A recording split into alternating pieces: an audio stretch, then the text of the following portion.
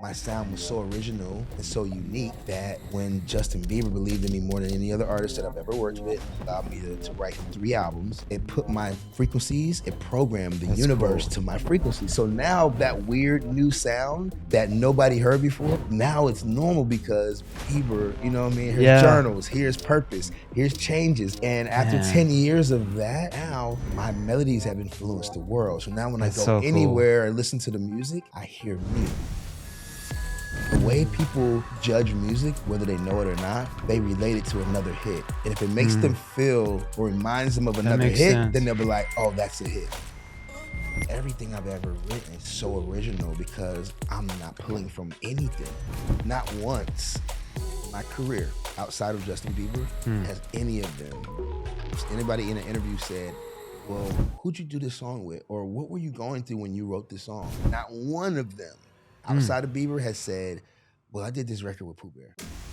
So, boom. Well, we'll just get, well, first of all, 37 billion downloads. My man, Poo Bear. Yeah. And I'm just going to throw out, I could spend the next hour just listing people you've done music for, written for, and I think sing on to, we'll get into all of it. But I mean, Justin Bieber, Usher. Did I see Method Man and Redman on there? Dude, that got me more excited. Yeah. Oh man, that was you're dope. A true hip hop fan. Dude. Yeah, that got you excited. And then I saw, I think it was 8 Ball? Oh yeah, 8 Ball MJG. Yeah, these are people like when I was a kid, I dreamed of working with them, and then I think I turned like 18 or 19. I worked with 8 Ball and MJG on that Too Fast, Too Furious soundtrack. I didn't know you. Yeah. I actually saved that on my Spotify. I'm like, I used to love 8 Ball back in the day too. Yeah, man. Because a lot of people listening, they're already like, they know Justin Bieber. Well, Justin Bieber, Usher, of course, halftime show just did it. Jennifer Lopez, 112, Chris Brown, DJ Khaled, yeah, Pink. Pink, yeah, I was 17 when I worked with Pink. 17, 37. So, my man, super humble guy. We talk about where we met at the club, and it's not going to be the way you guys think because we were with through a good friend, our good man Billy, connected, and like-minded people. I always like good like-minded connections, and why other people we were having fun, but we're with our wives. We're talking about business. We're talking about our backstory. That's what I was saying in the post on Instagram. We're talking about how to do parenting. Yeah, it's not what people. Yeah, we weren't really clubbing. Like we were like that because we're on a different. But to me, that's like what I love. Yeah, because I'm on a different level than all that. Absolutely, different vibration. And then like just flipping back, we're going through the good 37 billion, and then dropped at high school dropout. Age 16? Let's clear it up. I didn't drop out. Oh, I went to the last day. And they told me I had 3 classes that I needed to do. I needed 1 more credit in 3 classes. And I'm like, well, is it my fault that I didn't get the classes? Because they were 9th grade classes. And it was like, no, it was human error. The counselor made a mistake. And so I'm like, so why should I have to pay for her mistake? And they're like, I have friends that skip school every day, and their teachers were so cool that when it came time to graduate, they just passed them so they can graduate. And they wouldn't let me walk. And I went to the last day of the 12th grade. So I didn't drop, just to clarify. I didn't drop out, 16? But I didn't get a dog. No, I was 18. Okay. I was 16. I was 17 when I wrote my first hit, successful record with 112 called Anywhere. But I went to the last day of school 17. And they told me I had to go to summer school. And I asked my mom, I was like, Mom, do you feel like I graduated? And she was like, yeah. And I was like, I was only going to school for my mom. Right. I was writing songs. I had already started working in the industry, writing and producing and engineering when I was 11, 12. That's so. And then my first professional success was when I was 17. So, but that's crazy. And I didn't go to summer school, so I never got a diploma. I went on tour with 112 and Puff Daddy and the Family, and I was carrying bags. And I was an assistant. I was a road assistant, and I was making sure I got their bags from baggage claim, making sure when I had their bags packed. And then I was writing songs and carrying bags at the same time. Peaches and Cream, right? Yeah. That brings, I bet on every show that brings me back to like high school. Man, I would never have known if I were to look that up right now, it would say written and produced by P. Diddy, right? No. We have credit. I've always Oh, gotten my okay. credit. Yeah, Okay. I didn't get robbed for my credit. No, Okay. publishing, I got my credit. So yeah, that was I. There's been times when people stolen songs from me, and those people that stole the songs didn't even get the credit. Like somebody else got the credit. So, but that was younger. That happened to me first when I was like 12 years old. The first time somebody stole a rap that I wrote, and me and my cousin wrote it, and it ended up going on the Biv 10 All From One album, and that album sold like 1 million albums. And I remember my friend in the 7th grade. I was 12, and my friend was like, "Hey, remember that rap you said to me? I think it's on this tape." And I was like, "No way!" And it was an ABC. Just to clarify, Red from ABC was my manager, even though I was 12 and he was 13. Yeah. He was in a group called Another Bad I Creation, remember them. ABC. So Boys to Men, ABC, BBD. exactly. Yeah. So that was so this was a That's time when amazing. Crisscross was out, and they were Oh, dissing. man. They were dissing ABC. So I took it personally, and me and my cousin wrote a rap dissing Crisscross. And I told Red, my No manager, way. the I rap. remember I Crisscross, rapped it to bro. Red. He The was like, "Say backwards it again." jeans. Yeah, he was like, "Say it again." I said it again, and then I remember he disappeared for like 6 months, and then I didn't hear from him for a half a year. And then next thing I'm in school, and my friend is like, "Yo, I think that rap that's dissing Crisscross is on this Biv 10 record." And I'm like, "No." I put it on the cassette, and it comes on.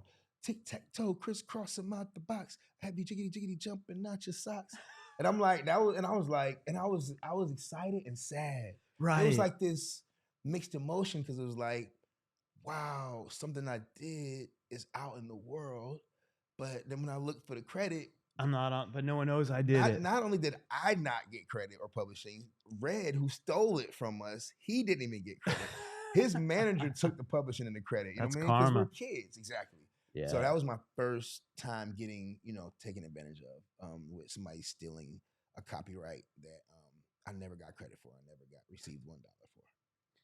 How do you flipping that? Yeah. Because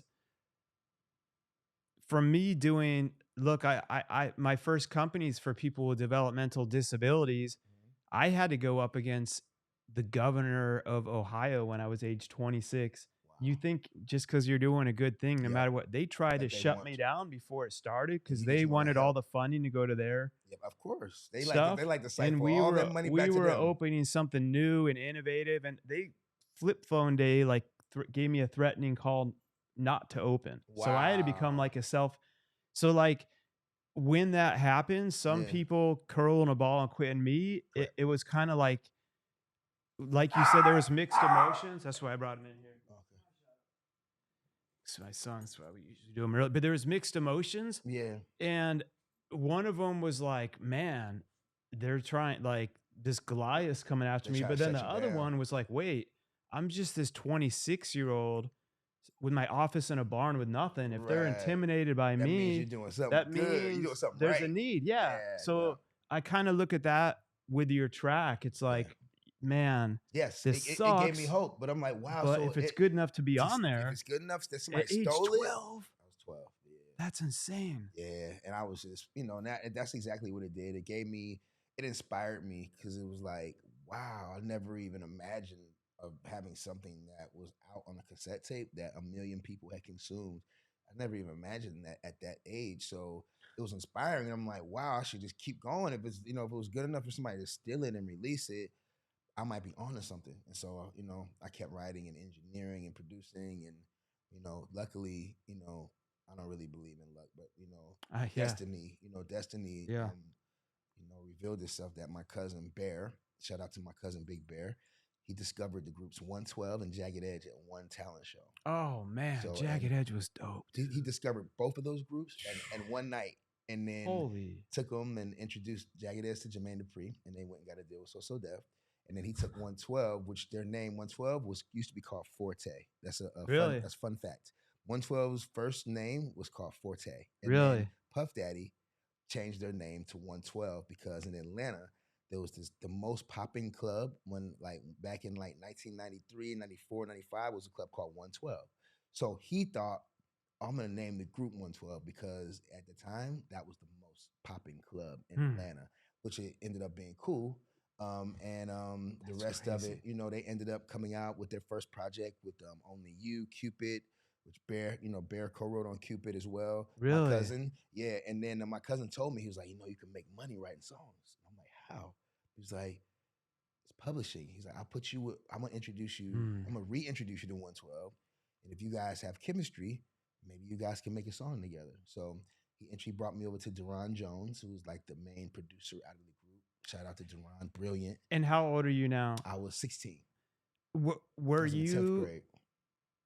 Were they already like They known? already had a hit So album. So they had what are you Cupid, they had feeling Only like going You. there? Like being real, were I you was feeling like nervous. I'm not I good just enough for this, or were you I just? never thought I was good enough, you know, and I like to share that with I never people. thought I could sing. So I was used to write raps first because I Mm. couldn't sing. And then my first record deal, I was in a group called Young Harmony, and I was 12. You know, we signed, and my partner's name was Young, Kelvin, and my name was Harmony. And together we made Young Harmony, but I was writing raps, you know, and I was Yeah. engineering, and I was doing all the behind the scenes work.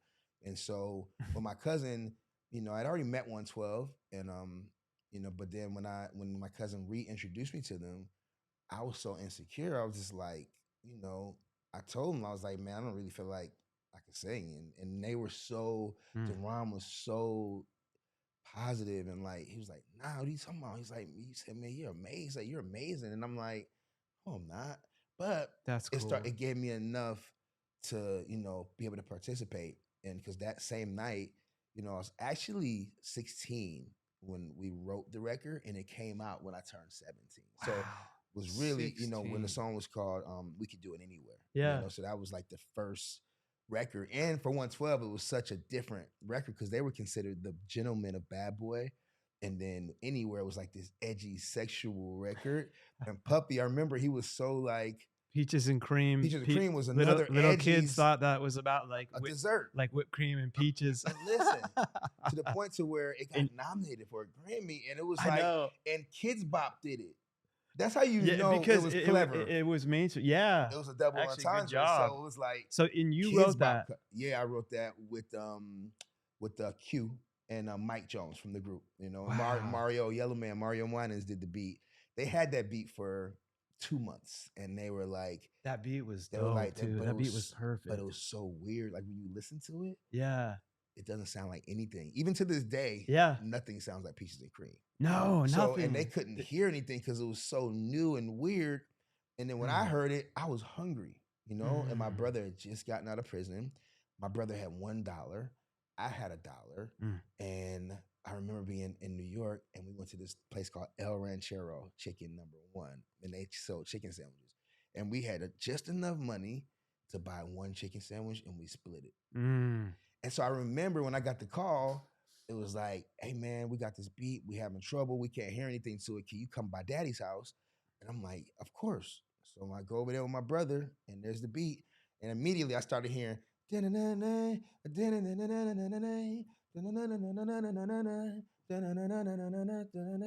and I was like, Peaches and Cream. And I was like, Peaches and Cream. And everybody was like, Peaches and Cream. And I was like, what's that mean? I was like, it's sexual. You know, it's like a guy going performing an act on a woman. And I'm like, imagine every woman's going to want to imagine 112 doing this to them. And it was like, and then we started getting through it, cut it. And then Puffy came in, and he was like, he played it. He was like, it's amazing, but he's like, Peaches and Cream. He's like, you don't think that's a little too edgy? And I was like, nah, man, I think it's gonna make women go crazy, you know. And he was like, you sure, Playboy? I remember him saying this. I remember this like clear as yesterday. Right. He was like, you sure, man? He was like, 112, they the gentlemen, you know, Anywhere was already pushing it, you know what I'm saying? And then I was like, yeah, man. And then it ended up being, that's their biggest song to date. So, that's what people remember them by. Yeah. I mean, that's crazy. And it just came. So you just start like listening to the beat. I was literally hungry. Like we like split literally. a chicken. I was literally, so the fact that a song came out with a food title, I feel like it was connected to me because I was so prideful that awesome. I would never tell anybody when I was hungry because I was ashamed. And I didn't want anybody to feel like pity for me. I never want anybody's pity. So it's like there's a lot of times I would be in the studio and and they'll be like, "Hey, you want food?" And I'd be like, "No," but I was really hungry, but I didn't have any money, so I Mm. didn't want to anybody to feel like they were responsible for feeding me. As I was 18. I mean, I was 17. I was Mm. 17. No, I was 18 then. I was 19 when I did Peaches and Cream. And so I had at that time, I had already spent the little money I got from anywhere, when I was 17. Right. And then I was like, man, just trying to figure it out, and then that record right there changed my life forever. Peaches and Cream, I really thank 112 for, just making me feel like I could actually sing when I look back on it, and I knew I sucked, but they gave me hope and inspiration, and they allowed me to work with them, and that That's changed my cool. life forever. So I thank 112. I thank my cousin Big Bear. Yeah, man. Yeah, and that's amazing for your cousin too to pull you in on that. Yeah, And anyone listening, the importance of building other people up when you see something in them that you kind of might know is in yourself, but we're all going through doubt and fear, and to have that person yeah, be that person, and don't think, and from working yeah, through people, and I know through all the guests meeting over the years on the show, behind the scenes, you yeah, can see them. I had one actor on that I can't say because of the behind the scenes, but I yeah, was just watching him on his show, mhm. and we were getting ready to record, and he's like, "Mark, I'm nervous." Yeah, And I'm like, "Wait, I just was watching you last night, like yeah, freaking yeah. doing Crush these it. Yeah, like you're acting." And he's like, "I know, but I have really bad anxiety when it comes to like with we're scripts." not playing a character. Like, And, yeah, he's probably and great at playing roles, but when it's time yeah, to be himself, and I'm like, yeah, "Bro, I love that you say that, because that makes me like admire you even more because just you push through it." it I said, humanizes "I it. still feel it before." Yeah, Being nervous and afraid is also like the same feeling as being excited. it comes from the same place. Yeah. It's like when people don't understand when you cry, crying and laughter comes from the same emotion, and a lot of people don't Mm. understand that. So you'll notice the correlation of when people laugh so hard that they cry. Yeah. I It's never thought of because that. because like when you cry, it comes from the actual same emotion Mm. as when you laugh. So it's connect. It's like that. You That's can laugh, yeah. crazy. So you can cry tears of joy because you're Huh. laughing so much that's like, oh my god, I'm dying laughing and crying, right? And it's like Or it both could a be sad. release. It comes from the same emotion. It's really That's crazy. interesting. Yeah. Wow. Yeah. So then, okay, so you got that with 112, Yeah. but That opened up a lot of doors for me because Peaches and Cream was such an original sound. And just so you know, like I came out of a real strict Christian family. My dad left when I was 7, but he was a preacher, so mm, I wasn't allowed to listen to secular music. And it used to bother me because I really wanted to listen to other music outside of Christian trumpet music, and I was only allowed to listen to this trumpeter named Phil Driscoll, and it was just praise and worship music with a trumpet. So of course I ended up man. that ended up being the instrument that I ended up learning was the trumpet because Yeah. that's what I was inspired. When I did concert band, but what that allowed, it ended up being a blessing because when I started creating music, I didn't have anything to pull from. So Mm, everything I did, it was a blessing and a curse. It was like because the sound that I was putting out was so original and it didn't come from any influence, nobody could compare it to anything. And the way mm. people judge music, whether they know it or not, they relate it to another hit. And if it makes Mm. them feel or reminds them of That another makes hit, then sense. they'll be like, "Oh, that's a hit." But Mm. if it doesn't sound like anything that they can relate to that wasn't a hit, they don't they don't know, they can't judge it because they can't say on whether they think it's good or It not takes because they hearing it can't more relate than it. once too. Takes hearing it Yeah. more than once, but for me it was like Mm. everything I've ever written is so original because I'm not pulling from anything. Like I wasn't allowed to listen to music. So a lot of people's music, you can hear their That's influence in interesting. their songs. And you can be like, oh, that sounds like Earth, Wind, and Mm. Fire. Or that feels like Marvin Gaye a little bit. Or that, you know what I mean? But it's only Right. because these kids grew up Yeah. in a household where all their parents were playing was this music. And then they like Then they go to make their own try music, to find they but gradually find their they own, do but it their own takes thing, time. but it's very influenced from those Mm. people, and you can hear it, and then you see the lawsuits that follow. S- You know what even I'm saying? Like you can, even sub or people like clown on them or something. It may even be subconsciously like, man, they weren't even, I might not have even been trying to. No, they're or not trying. yeah, It's a subliminal thing. That's why yeah, to this day I don't listen to music. Like I don't. really. No, if I'm in the car, I don't listen to anything I'm thinking because I'm I don't want to be subliminally, influenced to where when I go to create something, I'm now using your melody because it went into my subconscious because it's a That's great crazy. melody. So now, because I'm a songwriter, I looked and I'm like, well, what helped me create having my own sound was I didn't listen. I wasn't allowed to listen to other music. So I just kept that going throughout my Wow. life towards like, I don't want to hear your song and then by accident write your melody in because it went into my subconscious. Now I'm creating and now I hear this melody and I'm like, oh, that's crazy. It comes out, it's a hit. Now we got to go to court because that's verbatim this other person's hit. And when they send it to a musicologist, they're like, yo, that's the same melody. You gotta go to court and you gotta lawyer up. It's gonna cost you. Right. So for me, I've only had 2 lawsuits in Wow. 27 years. 2 in 27 years. 20 set. Wow. And each one, and the That's first one insane. was, over the song Caught Up.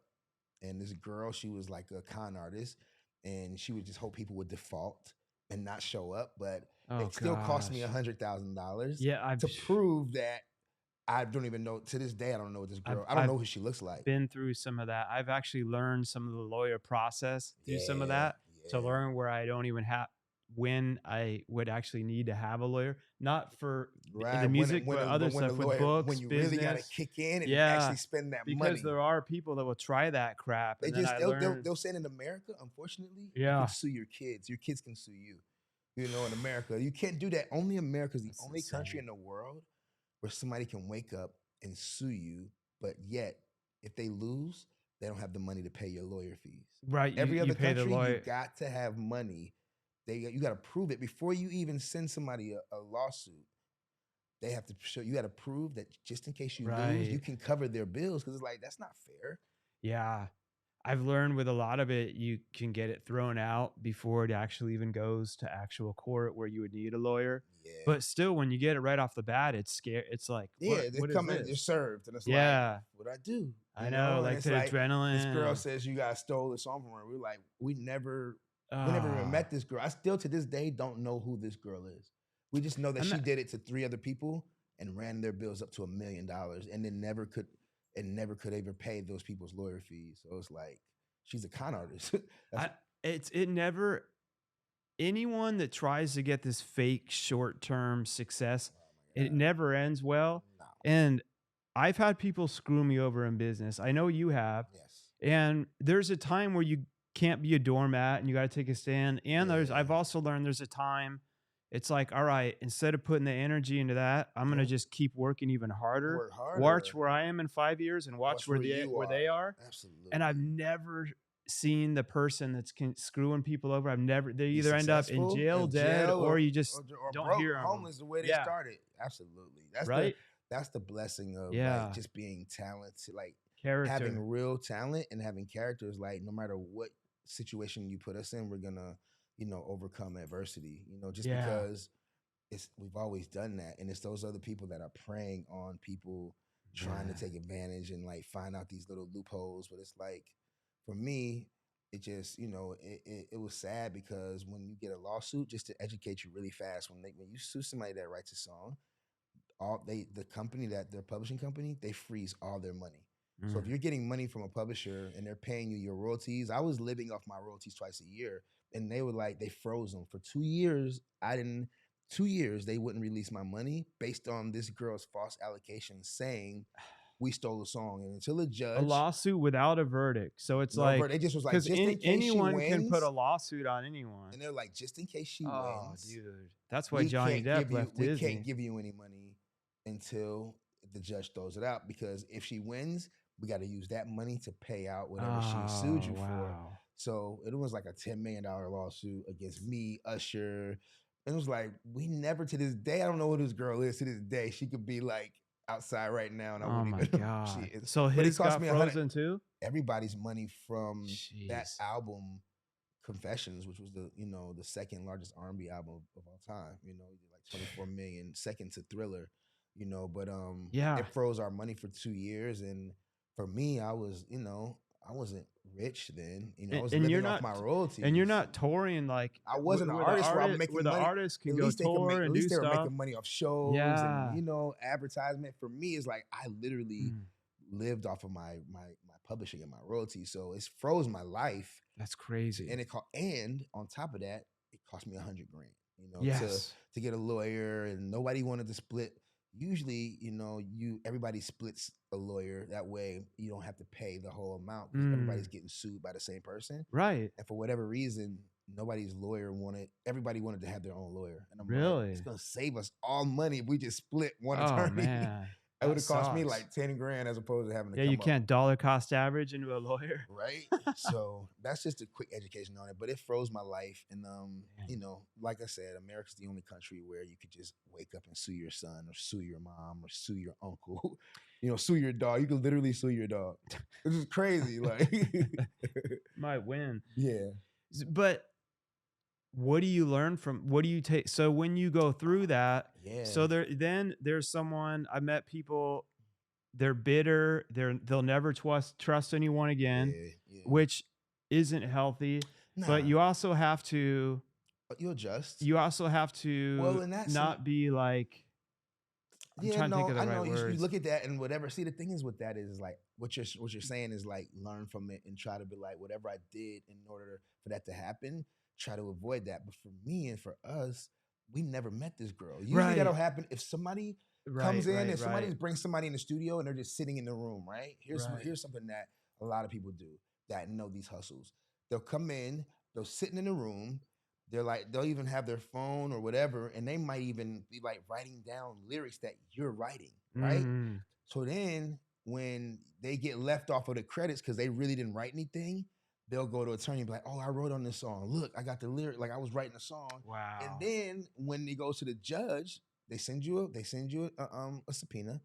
Then it goes to the judge, and then the judge says, well, was this person in the studio with you? And then you say, honestly, yes. And then there it goes. Then now you have a case. So what I did learn, even though this girl, she never was in our session. Right. You know, the judge ended up saying when he heard the two songs, he was like, the only similarities in these songs is the title, Caught Up. She had a song called Caught Up, which was a Jamaican song. We had a song called Caught Up for Usher from Confessions. Literally, the judge says there's 900 other copyrights that are titled Caught Up in Washington, D.C. Who wastes their time? What a waste he was of like energy to go- thrown out. It cost me $100,000 to prove something that we all knew. Like nobody even knew this girl. For her to say, why would we steal your song? That sounds, but now when you play the song, the only thing that's similar is the title, Caught Up. Not one note, not one melody, not one frequency. So That's nuts. you know, you got to be. The music industry is once you learn, it's like protect yourself, and you know, like that's one of those situations where literally anybody could wake up and be like, I wrote "What Do You Mean" for Justin Bieber, and I got to actually get a lawyer and go to court and prove that I'm telling the truth and that this person is crazy and they're a hustler. No, I know. Well, and it happens in the business world too. I mean, People come up with ideas with my company for people with disability, I had a team member do a false civil suit on us, and the lady was crazy. She stole money from our clients with disabilities. We had it on camera, and they're gonna get lower than that, man. And my sister was I own the whole company now. My sister, but at the time when we fired her for that for theft, she said it was discrimination because she was a female, and so same as you, we had to pay a lawyer to lawyer. Well, and then my lawyer said, "Oh, by the way, you shouldn't fire her because it's going to look like retaliation." So then you had to keep her. No, I had to make a decision at that time. I said, she gonna keep stealing from you if you don't fire her. What am I gonna make a decision based off fear? Yep. Or off off of what's right. Off of what's right. And I do say be strategic, because if you were gonna do something and the lawyer's like, this is really gonna put but in that case, I'm like, we serve people with developmental disabilities. If this lady's crazy, she's stealing, I can't in good conscience let her on, and I know she did it. She's stealing. And I told him, no, we're firing her. Well, ended up getting, we still had to pay for the lawyer the whole time, but to it got fight. thrown out. But we all met like for pre-court, Yeah. and they did the recording, and we all just talked. And the more she talked, like the crazy side, Yeah, and I just sat back. I'm like, yeah. And then they just asked for normal questions, and one story didn't match the other, and then she'd be like, "Who are you? What do you mean I'm crazy?" And it's like, wait, no one said anything. Nobody's accusing her. And Wow. they're like, well, that's done and done. Yeah. But one thing I still had to pay all the money. Still And had it to was pay. a 9-month. It was stressful. Oh my God. But what I did learn from it is, first of all, we created like a whole other policy in our company It taught you to weed them out. Yep. Then she put me down for a job. Like a year later, I get a call. She put you down. She put us down for a reference. And I answered. She was literally crazy. And she was going to be working with little kids. Oh, and they're like, what would you recommend her? And I said, well, absolutely let me be honest with you. If she showed up here right now, I would call the police. Wow. And they're like, they're like, I'm so glad you told us that. Because every other place we call for a reference, they're too afraid to say anything. To say the truth. And I'm like, I look at it as like the golden rule: do unto others as you'd have done unto you. When you don't have anything to hide, it's different. It's different, man. But it's stressful. Man. But I guess what I was going back to with that is, some people can then develop the mindset is like, man, everything's rigged. Yep. There's no chance for the little guy. Discouraged. Might as well give it up. Or you can flip it and be like, no, I'm going to keep learning it and getting better. And I can tell, I don't know but I can tell by knowing you have that mindset. Yeah, I just didn't have a choice. You know what I mean? Like, I take care of my No mom, option. my dad. Yeah, it's like, when you got your back against the wall, it's like, I just went around making money, doing sessions, making money to help pay for my mom's nurse. And like, I was like, my grandmother had a nurse, so I never wanted to put my mom or grandmother in a home or, That's cool. like a retirement. I was like, I don't care how much it's going to cost me. They're going to live in their house. They're going to die in these houses. They're going to die in their houses. They're not going to die in a hospice. They're not doing that because I don't trust any of those people. They really, they do a lot to those old people in those homes. So for me, it's like, I didn't have a choice. Even if I was discouraged, that was like not even an option. Like, I had to keep working and pushing on. And just because I had so many people that I take care of that I couldn't, let that discourage me when I have real bills that, real live nurse bills. Right. Yeah. And that's real. I heard Curtis Jackson talking on something the other day, and you might know him. I haven't met him, but he has a book that's really good too. But he was talking about how depression is a luxury for a lot of people these days. Like what you were saying, he was like, when some people are like, I'm just not going to do anything for 6 months. I'm too depressed to work. And he's like, wait, what? And that's what I was thinking to him. Like, how is that even an you got to do it depressed. In our culture. You know what I mean? Other cultures, but especially in our culture, we're 400 years depressed. Like we're on another. We're so beyond depressed that it doesn't even feel like depression. Like we look at it like depression is like a way of life. Like it's not even a feeling. It's like, no, this is the way it is. Like we're in a system. We live in a place where we've been redlined. We start off in negative 200 just to be able to get to even playing ground, which there is no such thing for us in that because everything's designed for us never to make it. So, the few of us that actually make it is such an anomaly because we've gone against they literally created a system that makes it absolutely impossible for my culture to come up and not stay an indentured slave. Or like, even though those words are gone, everybody's working for food. Like it's not working to have a living. It's like we work every day to be able to feed ourselves. So it's like indentured slavery. Right. I'll even tell you from here as a white dude, I'll take it a level beyond that. And Billy and I talk about this a lot, like with the Matrix. Yeah. I think there's the slavery of the mindset that doesn't discriminate. What it does is it tries to hold everyone down in this lower frequency. And a lot of it too can be with causing. Oh yeah. Like these meat suits that we're wearing. Oh, absolutely. And of course, I'm not ignorant to say like you don't go through real different. Everyone's lives are different. The adversity, Yeah. but also people can be held down to thinking, and it can create more hate, and Absolutely. people can fight, and then they won't collaborate. Like your dude Justin Bieber. I was a white dude. Yep. I was reading listening to one of your other interviews, and you talking like he was one of the first people you were saying that He's the only person. gave you person still to this day that gave Justin Bieber's the like only you were in person like a tough spot, and he gave you credit. He just gave me, like I've been writing songs for a lot of people over the years, and I've written a lot of hits. I've written songs that won people their only Grammys. I've written songs that got people their number ones. Not once in my career outside of Justin Bieber has any of them, if anybody in an interview said, well, who'd you do this song with? Or what were you going through when you wrote this song? Not one of them outside of Bieber has said, well, I did this record with Poo Bear.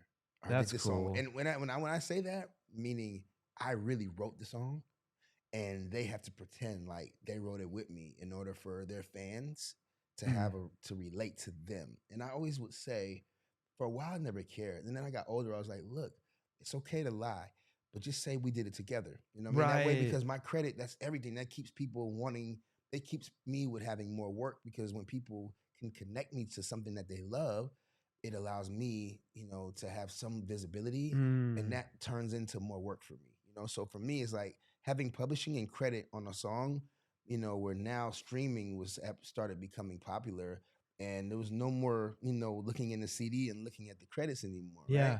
So, I would always, there was so many artists that I refuse to work. I will never work with them again, because when they did those interviews, they were like, yeah, I had somebody help me out with a word here or there. And then I'm like, wow, you know what I'm saying? Yeah. But I would have written their whole album, not like one song. I would have written 12 songs, and I'm like, look, just say we did it together, because I understand we got to sell records.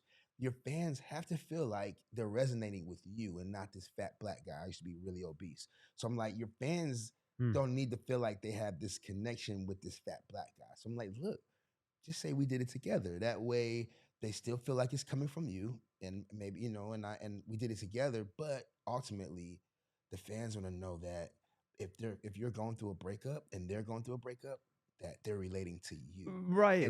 And you could totally be, it's like me. So I'm like, just pretend. I've had people that helped.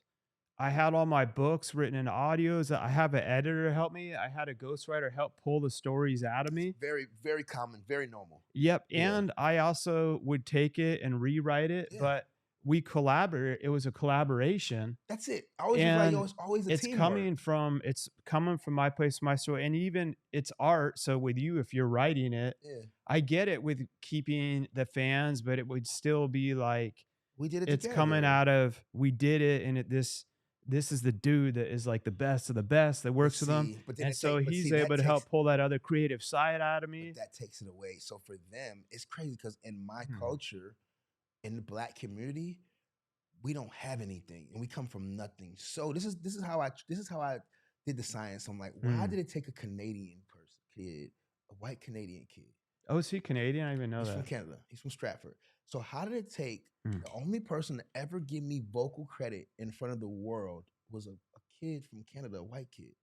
But I've worked with all these black artists, and I came to the understanding that we as a people, as black people, we come from negative 200, right? So anything that we get outside of me, because I love share, I give away credit. You know what I'm saying? Yeah. But you get what I mean? I shy away from that it. mindset it's like a cycle. For black people, we're like, no, if they did it, they want to take all the credit. And it could even also help.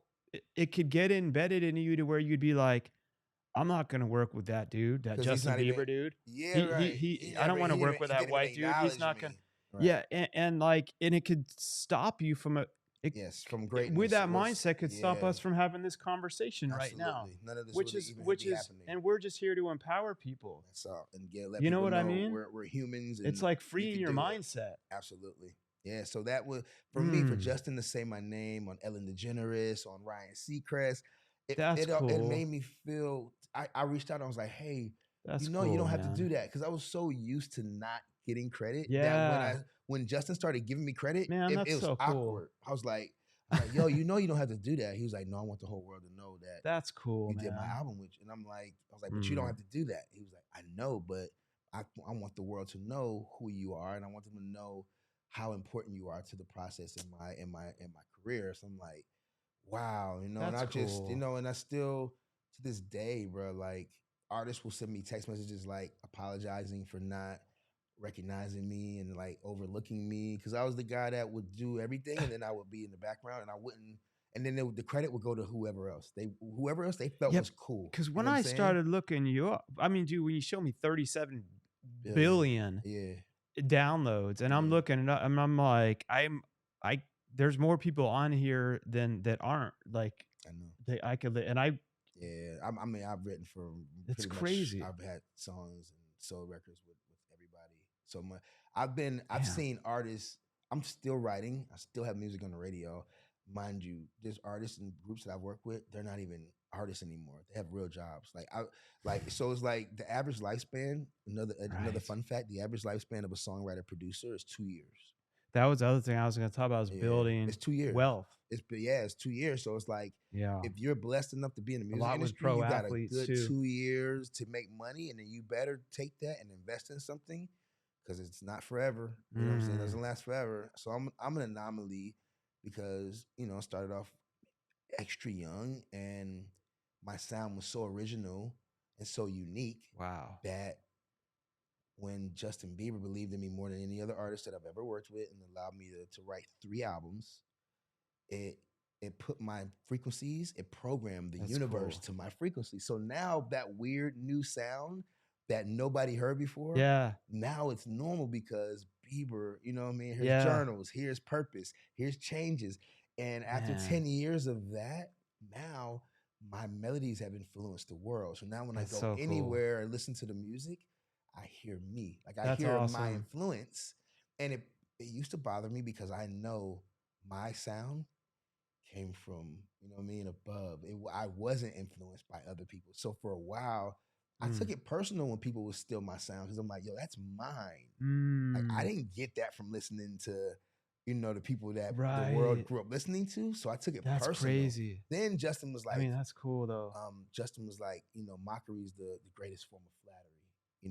And I was like, Yes. They can't so I steal had to your start. results. I had to start looking at it from a different angle, and Damn, that's a and good be like, mindset he had. yeah, he was like, look, Pooh Bear, I know you're mad because everybody's copying our sound, which for me, it came from nothing. So I'm like, nobody can go back and be like, well, Pooh Bear got that from nobody.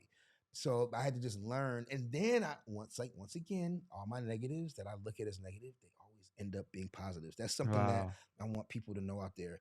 Anytime you're going through anything or anything negative that happens, just know that there's an equal frequency that's a yin and a yang. So as you're going through something negative, you never know in the future what positive is going to come from that negative. I was in a tornado That's so that left true. me and my mom homeless from an apartment. But if it wasn't for that tornado, we would have never been homeless. A church would have never gave my mom $4,000 on a Sunday, and we would have never moved to Atlanta. Wow. And that Atlanta was the new mecca of music, where ABC, all these people were coming out of Atlanta. So that tornado, which was devastating, ended up being a blessing in disguise. So I looked through my life, and everything that was negative, something positive came from it. And it didn't happen right away. It was like, if that negativity didn't take place, this amazing life experience, this blessing wouldn't have happened if that didn't happen. You wouldn't even be here if it wasn't for that negative situation. So everybody out there, when you see yourself going through negativity, know that everything is balanced. So it might not happen right away. Yeah, it's gonna be, but something positive is gonna come from that negative. You just gotta stay in it long enough to receive that blessing. So, that's like a lesson. No, it's great, because especially people tune into the news and stuff nonstop, just filling their heads with negativity. Yeah, bro. And they get like paralyzed. And on the flip side, when you have huge levels of success, stay humble Oh my God. because Yeah, like because you it could be said, taken away it like can go just as that. quick. Oh my God. And if you're that prick that all of a sudden thinks you're better than And everyone, it's all about you and everything you do is amazing. It's like, nah, now you're on your way down. Already just that mindset. yeah. Like for me, I never, Mm. it's so crazy because I just, even with the success that I've had, I'm insecure. Like, and I go in the rooms and I'll still go sit in the corner and everybody will be like, you're the greatest person in the room. Like, why are you hiding? And I'm like, when it's time, you guys can come and I'll, but I don't want it to be about me. You know what I Mm. mean?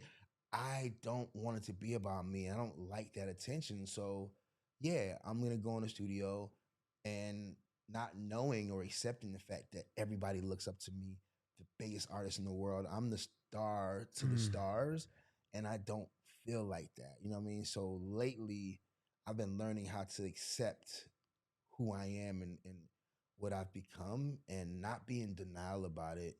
Never ever, it's not in my character to let it go to my head. That's not a part of my character, Yeah, but you know. accepting it. But There's a great accepting book I it, have called, I think I'll have to share we called the Upper Limit Challenge. I listened to it on Audible, and and I work on that ongoing too. just Of accepting who you y- are, yeah, and because it can hold you back because you're not doing it in a way that it's ego. It's more No. of all I've had my company for 18 years. I'll Uh, go for our monthly all team meetings. I'm the owner, and I'll still hear the voice in my head, you're not good enough to go in there. Yeah, right? and I'll Why I'll did get nerve. I've done speaking when I believe in God, like whatever Yes, other people believe in. absolutely. I I don't believe hold in God. back I because believe in because God. I was in jail. I almost died. There's just too many times That he where say I that can he that deny it. yep, The yep. fact we're both sitting here right now, we both should have He's been God. dead. What? Like we both had different but crazy things in our lives. Yeah.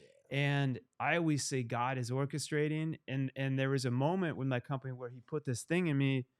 It's like now it's time to start sharing your story about jail, all that. And Yes. and I'm like, you got the wrong guy. No, it's I dropped time. speech class 3 times. Oh yeah, yeah, I like people see me on this, yeah. or I'll do an event and they'll be like, "You don't get nerves," but I'm real because that doesn't help anyone. I'm like, no, actually, still, I've done hundreds of these events. Mhm. Last night before it came, I'm laying in the hotel room. Who are Yeah, you to think? And I just have to focus on. And I'm like, I felt like I was gonna puke again before I walked out on stage, yeah. but I have to like this thing from God comes. It's it's not about you. Nope. It's about who I help through you. That's it. Because there's times I'm like, I'm done. I don't want to do this. Right. Like It's not people up to don't you. need to It's know not who about. Mark Mindard is. It's I not got my about you. businesses, I got all this, like I'm good. Yeah. And I'm like, I'm just gonna go take the plane home. When my Yeah. first book was coming out, they Yeah. don't You're need to right. know. They don't need to know. And this little thing in my gut was like, cool, but who said this has anything to do with you? It has He's like, nothing it's to do. about who I help through you. That's And what I we're here never for. forgot that or forget that. Yeah, And that's what keeps me going in those things. And absolutely. like in what you're saying, I'm still working on it, but there's another level. It actually takes practice of accepting it who we and really not are, sabotaging. not When you have success, self-sabotaging. Oh my dude, this God. book will blow your mind of stuff we do. We'll have a huge thing of success, and Yep. it's like, then you might go and get in some random argument with your spouse. And it's in a weird way because your body is like trying to bring you back to that lower level Yeah, of yeah. mediocrity. Of Or have you been, if you're like, I've been like on a beautiful vacation or something, yep, everything's going perfect, and I'll sit there and then all of a sudden I'll just start worrying about stuff. yep. And this book is like tries to rewire, shows you how to intentionally rewire your brain to Rewire. literally allow your. I'll start feeling guilt, like, I know. how can I be here And doing this? we're taught guilt. You know what I'm saying? This That's something false that guilt to is hold you down. false. I'm Yeah. like, my team's working, but they're not seeing me. They don't know I've worked dude, and you and I work Right. day and night. Yeah, yeah. And then I'm like having this post, and I'm like, what are they gonna? And this Right, thing's right. like You allowing you like to wait, that's enjoy it. everything. Like me posting anything I'm saying, like I don't want anybody to think that I'm something that I don't feel. Like I don't feel like I'm blessed. And I'm like I see I have talent, but I don't like compliments. And I don't Mm, and it's been a while. It's been up until the last 2-3 weeks where I'm stepping into owning Pooh Bear and who I that's am cool. and what I've done to where it's like I'm so quick, I deflect. You know what I'm saying? So somebody's Yeah. like, yo, you're the greatest of all time. And I'm like, I genuinely say thank you for saying that because I don't look at myself like that. Mm. So I appreciate when people compliment me, but because I've just never allowed myself to see myself the way other people see me. And now, and that goes to a fault. Because it's like then it's like Right, because you then want we to don't have value our we don't everything's a value our balance. so it's Because you like want to have humility, but also but we not want to a to point but where we want you're to have value. deflecting it. Yes, Yeah. to a point where it's like, Yeah. Pooh Bear, you got to accept your value because for me, I've always undervalued myself because I never wanted anybody to think, well, he thinks that he's, and I'm genuinely not, but at the same We're all time, just people. everything I've done, I understand it's, I've just always did it and moved on. I'm like, what's next? You know what I'm saying? I don't live in the like, now. I live in the future. We live in the future. So it's not accepting like being able to dwell in the now and be like, yo, wow, look what we've done. Yeah. I'm not big on that because I'm like, cool, that happened already. What's next? Like, and part of that's I think a it's good a thing great quality for the way we're wired. Yeah, that's what makes us hungry. But and trust me, I'm preaching to myself. It's yin and yang. We got it's good and everything's yin and yang. Yeah, and it's trying to learn that other part. We gotta value ourselves. And for me, it's like not drinking your own Kool-Aid because I'm brutally honest about it. I know everything I write is not a smash, and I'm gonna be the first one that's second guessing my own creation, But I also know that it's like I don't want to, lower my worth. I don't want to, you know what I'm saying? Right. I don't want anybody to be able to say I'll give you this, and I'm like, well, cool, I'll take that because I don't really feel like I'm worth the other amount anyway, you know what I mean? So that's where it goes against. Know your worth. Know your worth and not be so humble to where to say no to something. Yeah, where because it's like something bigger is waiting. Correct. Something bigger is waiting, or somebody's not really, they know that we're humble and they take advantage of like, well, I can get him to do this for this because he's just nice. And a lot of people, and I've been nice my whole life. So it's being able to, that's where the managers come in, and I know I'm unmanageable. So that's like I've had this thing where I'm doing it. I'm calling the people. I book my hotel. I don't have a travel agent. It's taking me 30 seconds to book a hotel. I know. Why am I going to pay a travel agent half the time too? And then if they mess up, guess what? I got to do it anyway. I know. I've had it. I have team members. I couldn't do stuff without my team, but then there's things where it's like, wow. I have an assistant for a lot of stuff with Dream Shine that doesn't. But for me with this, I'm doing it because I don't like people controlling my calendar and stuff. And if they mess up, it's like, wow, I could have just did that. I could have took 1 minute out of my life and just booked my own travel and made sure that I got the seat that I really wanted. I know. The hotel room that I really wanted. I travel so much. I'm picky about that now. Very picky. Because of, and I don't care. I don't need to have pictures on for. I just need the leg space. I need to be able to I get claustrophobic. Me too. Billy and I talk about that too. Me too. There's times where him and I have even joked when they didn't have something. If we bought two seats. Yeah. So I don't, and I'm not trying to be fancy or something. No. I feel closed in, dude. There's a flight I had from Africa, and I had a bad one coming back, and it was so long. Miami? It stops in New York. In New York, but that's still and it was the one 13, 14 hours. Still? Yeah, and I had like the bed seats coming from Africa, but it was the one from New York to here after traveling so long. Yeah, the flight. I missed the flight. So there was they didn't have a coach seat available, and it was like a in middle the middle. Seat. Oh no! And it was after a long thing, and it was only like a 2.5 hour flight. But halfway through, I was praying. I'm like sweating. Yeah, that's what it is. Checking my pulse. It goes to, and then I'm like, they probably sweat. think I have a bomb right now. Yeah. Then I'm thinking, what if they think I have a bomb now? The air marshal that adds on to it. Yeah, but I'm sitting there and I just start sweating. I'm having a panic attack. That means I'm like, I feel like I'm about to die. Basically, I feel like I'm about to die. Yeah, it's so like, and I know I'm not gonna die, but in my mind, it's like it feels like it. I gotta get out of here. I'm about to pass out. Why am I sweating? I'm like, I'm sitting here drenched. Yeah, because of claustrophobia. Like me feeling like I can't get out of this plane or I can't move when I want to move, and that's it. That's it. Uh-oh, I'm stuck. It's like feeling stuck. Would you think? Because I've kind of noticed this with most creative, successful people, whether it's music, sports, business, when you're a deep thinker, I kind of think coincides with anxiety. Absolutely. And Overthinkers. Oh my God. but That's what it's we like a do. superpower It's a when superpower. it's used right. Yeah. Like that's why you're able to hear those sounds, Oh do those yeah. lyrics, Yeah. And we outwork everybody because and we of this. outwork everyone. Yeah. But then when it's flipped, we Yeah. overthink. It leads to panic and anxiety. That's that Virgo. I'm a Virgo. And it's the yin and yang thing too. Yeah, it's a yin and yang, but it's like it is. It's like overthinking and like that's one of those things where it works for you or against you, and just trying to figure out a healthy balance. Yeah. Between is like great. I overanalyze stuff. I don't even want to. You know what I'm saying? Which is cool because now I'm listening to syllables and I'm listening to let's move that 2 milliseconds to the left. And these are things that the average human ear can't hear because they're not as meticulous. And you can't as turn it off. I can't turn it off. So this is another reason why I can't even enjoy music. Like even if I wanted to get in my car, I'm gonna be critiquing it. You know what it's like? I get it. It's like a hairstylist, right? It makes sense. I get what you're saying. A hairstystylist does hair, right? So he goes outside. It's like an actor that doesn't watch movies because you can't enjoy it. Because this hairstylist walks out and he's looking at like why they do their hair like that, or the chef can't enjoy a restaurant because they're critiquing every bite. It's too much paprika.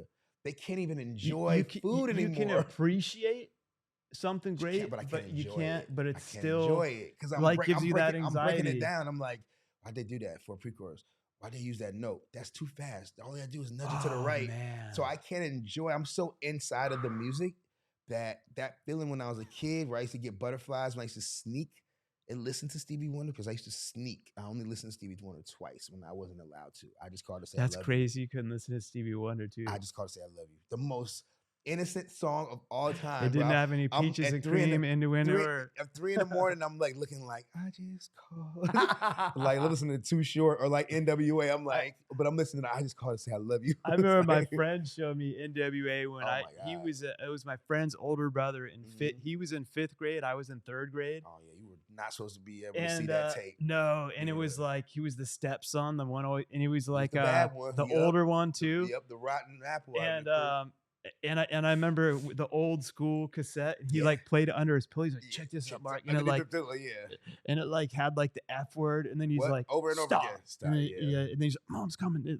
Oh wow, that's definitely music is so. And that's the thing, is so influential. Like parents know, we don't know, but growing up writing songs, when I meet people and they ask me like, have you written anything that I might know? And I'm like, in my mind, I'm like, wow, because it is common for people to be like, oh yeah, I write songs, but it's like everybody can write songs, right? But then it's like, have you written hits? So when I say, oh yeah, my first record was We Could Do It Anywhere by 112, and I've had so many people between that song and Peaches and Cream that were like, I lost my virginity to that song, and I'm like, God forgive me, because I'm like, I don't want to be responsible for people losing their virginities. Yeah, based on a frequency that they're hearing over and over again. I wouldn't think of it like that because but it's like my lyrics have led somebody to decide to lose their virginity. Is like, it would have happened, and you know what though? It was gonna happen, but they just use my music. It puts me in a good mood. When I think of that song, that beat, it just brings me back. It just makes me smile. Brings you back to that era. I just think of that beat, that era, so it like brings back this like warm feeling of just kind of like riding around and hearing that, because there's nothing else that sounded like that. Never. Still to this day. Yeah. Still to this day. And I remember when my friend first was like, I'm like, what is this like? I was acting all cool, like this is some like boy, and I like Boys to Men now too. And I'm like, is it? And I'm like, oh man, this is dope. I haven't heard anything like 112 was different than Boys and Men. Yeah. Boys and Men was like this pop, pretty, Babyface was doing like a lot of their hits. 112 was like this new edgy. It turned into edgy. They started off Cupid. This real sweet gentleman song, and it ended up with that was because of you. Got your legs around my neck. It's like, wait a minute, how you go from Cupid to having legs around your neck? That's Pooh Bear. I know. I'm sorry to everybody. Sorry. No way, man. That's a huge hit that you can't. I don't know if you ever work with do you? Well, if you don't listen to music, but you would have back then. Do you remember ATLians?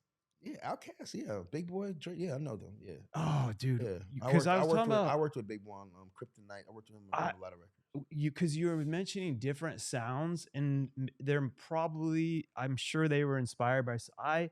me personally, Yeah. I was in Colorado. This white dude, my other friend, Yeah. we were like the Listen only to the two white guys ATLiens, listening to that, and Outkast. but the first time I heard it, So original and I so didn't new. I didn't not like it, or I Yeah. did't like It it. was nothing because you had nothing to compare Then it it to. grew to be like my Yeah. favorite, like Yeah. Wheels of Steel. Then Oh I my saw him in God. concert. It was amazing. ain't no thing but a chicken wing. What?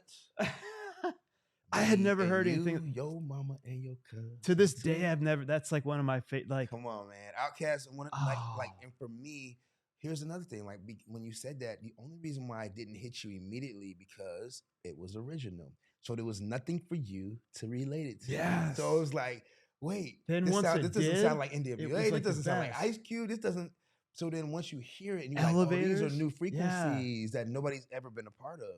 Yeah. And that's why to this day, they're the highest selling rap group of all time. I didn't know that. Yeah, nobody sold more than Outkast. Oh, Next is the Fugees, next to wow. them. But I got to see the Fugees back in the day at Red Rocks, Smoking Grooves tour with Cypress Hill. Oh yeah.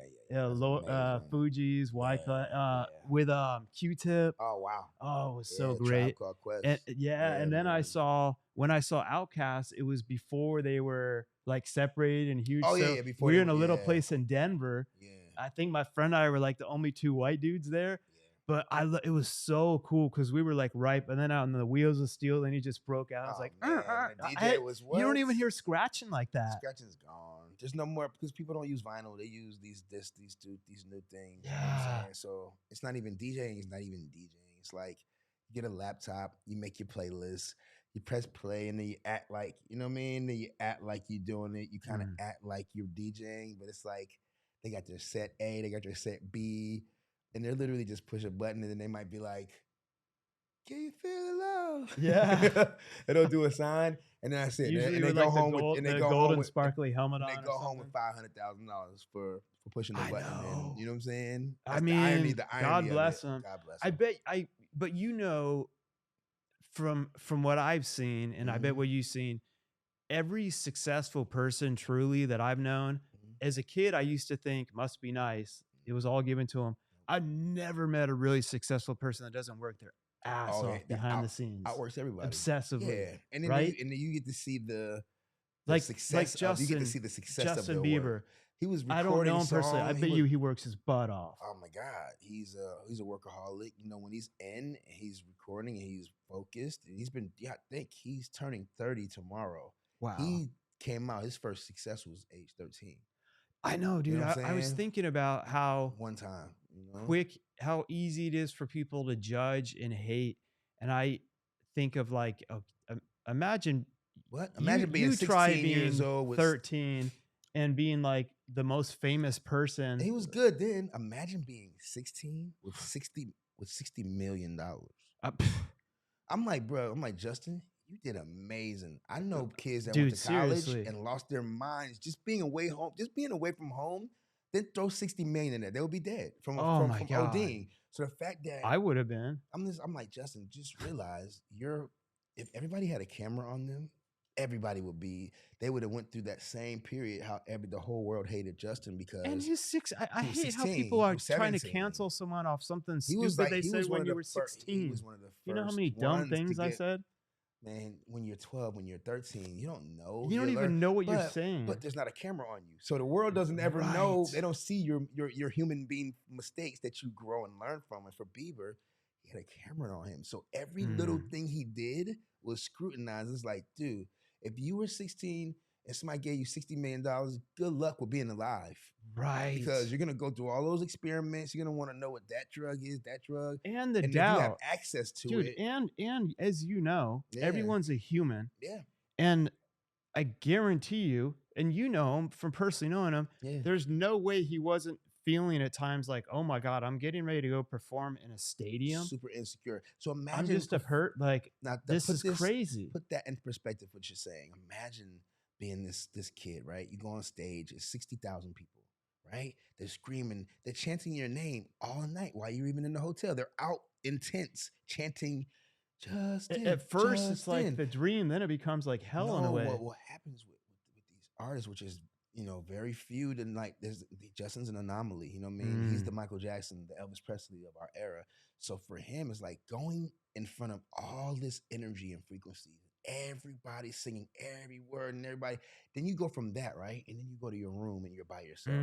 You understand like how dramatic that energy changes. It's like, yeah, you're gonna be insecure because you're gonna be like, I need to wear my hat like this because I don't want to let my fans down. Do I look good enough for my fans? Do I look I look to par like my am fans I constantly visualize me? playing my brand? Yeah. What Am I good or you're enough? Do I thinking, look what if they find out I'm anything, what? right? So But the it's a truth state of is, insecurity that the never more they're able to stops. open up, like Yeah, with yeah. him, with him sitting down, like having a conversation like we are right now, Yeah. it would be the opposite. People wouldn't be like, I don't want to. They'd be like, oh, dude, you go through doubt. You're a They're human. gonna respect them more, It humanizes them, right? So yeah, and for the average person, when they see a superstar, they're like their hero, they're superheroes. So they put him on a they pedestal. do. So it was amazing for Justin to go through his addictions, with opiates and battle that in front of the world and literally make a decision on his own and be like, I don't want to do that anymore. That's cool. Because somebody could a judge could send you to rehab. Right. But If you don't want to decide, change, you're not going to change. So I was like, Justin, I'm like, bruh,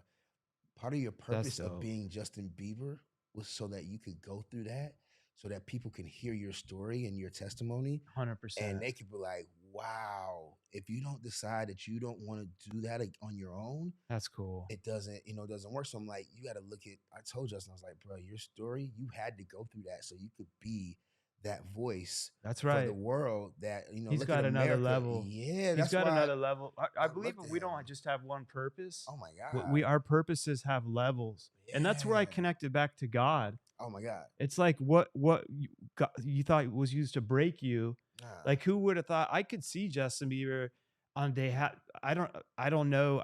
I don't follow. I'm so busy. They canceled Justin when he was 17. I could see him speaking truth and helping so many other people in the future, like beyond music. He goes to prisons. He does so much. He probably does behind the scenes, dude. He doesn't care. He's like, I'm not doing this for likes. I'm not doing cool. this for notoriety. He's real. He's a real human. So he'll go to prisons. And you don't hear about this on the stupid tabloids. He's not pushing that. That's not like, I know, people do that. I hate that's why they want the world to look at him like, oh wow, look at him. He's going, and he's like, bruh. He's like, I'm doing this. I just got so sick of the whole reason why I have this is like, humanity needs to hear real talk. That's it. And I got so sick of like I've had people on, and they've been like, I'll have a pre-cup to make them comfortable because they're so used to like someone trying to randomly act like yes, and throw them under the like table, act like it's this and be like, so Justin, when you were in that room with blah blah blah, did you really do her?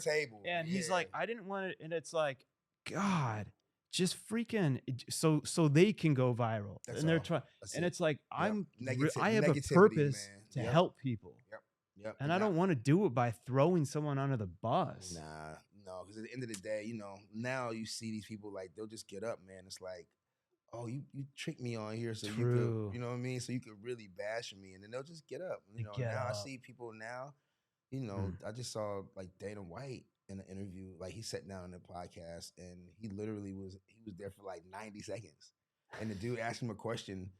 Did he leave? He left. He's like, I'm really just sick and tired of these podcasts and these dumb. It was the first question, but it was like the dude started off by saying like, man, he started off saying like, I'm like jealous of you, like you're doing this and you're that. And Dana's like, how you start off your first question by saying you're jealous of me, but you want to be me? It's like that was the total wrong way to start off a podcast interview. Right. He got up and left. I was like, good, man. That's gonna make that guy think twice about what he thinks and says. You know what I'm saying? You're right. And maybe, hopefully, that'll be his rock bottom, and he'll learn from it. That should just be, that should be his learning experience. Or maybe rock bottom, life gets harder. But life gets hard, but at the end of the day, it's like, don't throw somebody, don't be evil, don't say negative things, and expect somebody not to be affected by it. It's like, just treat people the way you want to be treated. Just treat people the way you want to be treated. I hate that. They don't know what. So, I didn't know all that about. That makes me respect Justin Bieber a lot. Like, I think that's cool that he gave you, and he was canceled when you guys connected. So wait, I saw you sing. I Yeah, saw behind the I sang scenes with him in the of you guys Philippines. practicing. Yeah. You have a good voice. Thank you. Yeah, I have Like, song. I swear to I have God, you music do. out. I have lots of music out. Yeah. I have a new I I- got R&B music coming out, going to radio in 2 weeks. yeah, So, why did you say you can't? I heard when I was you. growing up, I always questioned Oh, myself. So because I was listening when they do the edit and pull some shorts, I bet they can. If I pull it on here, they'll yeah. probably try to don't sue me, bro. No, we have a No, I'm so just. me and But I Justin saw have you a guys song like in the together. studio practicing behind the Oh scenes, yeah, even, on Seasons. and you're on the like internet. doing Yeah, the like thing, I'm like singing. yeah, and then he's like he'll doing do it with you, Yeah. and That's how I work. it sounded amazing, but it Thank didn't you. sound like you were just writing it, like I don't you write. were like in I've harmony. never written any lyrics down. Oh, you So always just sing I them. create and I record. I skipped that step. That's Because I cool. can't read my own handwriting. So it's like Dude, look at I would mine. grow up as a kid. I would write something and I would be so mad because I couldn't read what I wrote and I don't remember what I was trying to say. So I just, like about 12 years ago, I just stopped writing and I'm like, I'm just gonna record this anyway. So why am I adding an extra step by thinking of the words and the melody, writing it, and then recording it? I'll just create it and think of it and record it. How do you remember? So I'm remembering I heard as I create. Lil Wayne doesn't write any of his Same stuff Barry, down. Jay-Z either. Jay-Z, Really? Lil Wayne. Yeah, because it's like I heard him getting ready to do a thing, and they're like, I doesn't even saw know. him, and they're That's like, the I had to thing. have them print out so I could I don't know remember my song. Listen, this is the hardest part Dude, of I creating and respect not the crap writing out of that because it brings you in the moment. and that's the thing. It's like that energy is real. So if I'm creating it then, if I write it down, by the time I go to record it, it's a whole nother energy now. Now I might not even be as excited about what I just created, but if I'm recording line for line, like I think of a line, oh, I got it, record it, boom, let's focus on the next line. And so now when I work with artists, I cut their vocals the same way, and they're not used to it. So I'm like, look, I figured out over the last 27 years the most painless and most efficient way to record a song in 2 hours. Really? Yeah, because 2 it's hours? like, yeah, and it took me years of trial and error. 27 years, of being able to be like, oh, this is the absolute best way to get something, an artist to get a record done where they don't lose their voice from singing it 1,000 times, where they don't start questioning whether they should even be in the music business. Like, so for me, which is true. You know what I mean? It was it like, can happen all. Am I good enough for this? You know what I mean? Yeah. So I just Take figured it out. 512, yeah. I figured it out. And for me, it's like the way I create the song is the way I cut it on the artist. So instead of me saying, try to learn this song that you just set down, I just created this in front of you in real time. Sing that whole verse. It's like, I don't even know. So I'm like, now my way is I recorded the way I created it. So let's focus on the first line. Only don't look at anything. Wow. And they'll be like, can I get the lyrics? I'm like, no, because I don't want to hear you reading in your voice. Because I can hear you thinking in your voice. It has to be. So I'm like, let's just focus on this one line. Let's knock it out. We got that one line. Boom, I love that. We love that. Next line. Man, so they're not even seeing what. So I'm telling them, you learn the song later, bro. You learn the song. Like when it's time for you to perform it, you'll learn it. Now, let's nail every line the way I created it. So then when you listen back to it, there's no regrets because what did I do? I made sure from the beginning of my creation, the concept is the most important part. The concept is the address. The concept is what I would put in Waze or GPS. That address is each route becomes a verse that gets me to my main idea, my destination. So now I'm making sure that my verses support my main idea. That's each route in the GPS. This is my analogy, my concept of how I create. So now the concept, I'm talking with the artist, I'm seeing what they feel.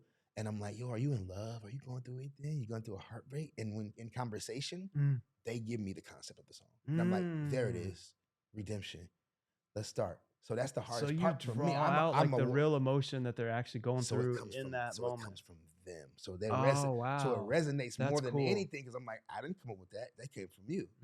So then that's my address. Now I put that in my GPS. Now for me, that's the hardest part of the song because I'm a walking melody. I have infinite melodies. I have millions of melodies. So now that I have the main part, the concept, now I just got to make sure I love that. I love the concept. You love it? Amazing. Let's do the hook. I write the hook. You love that? Let's cut it.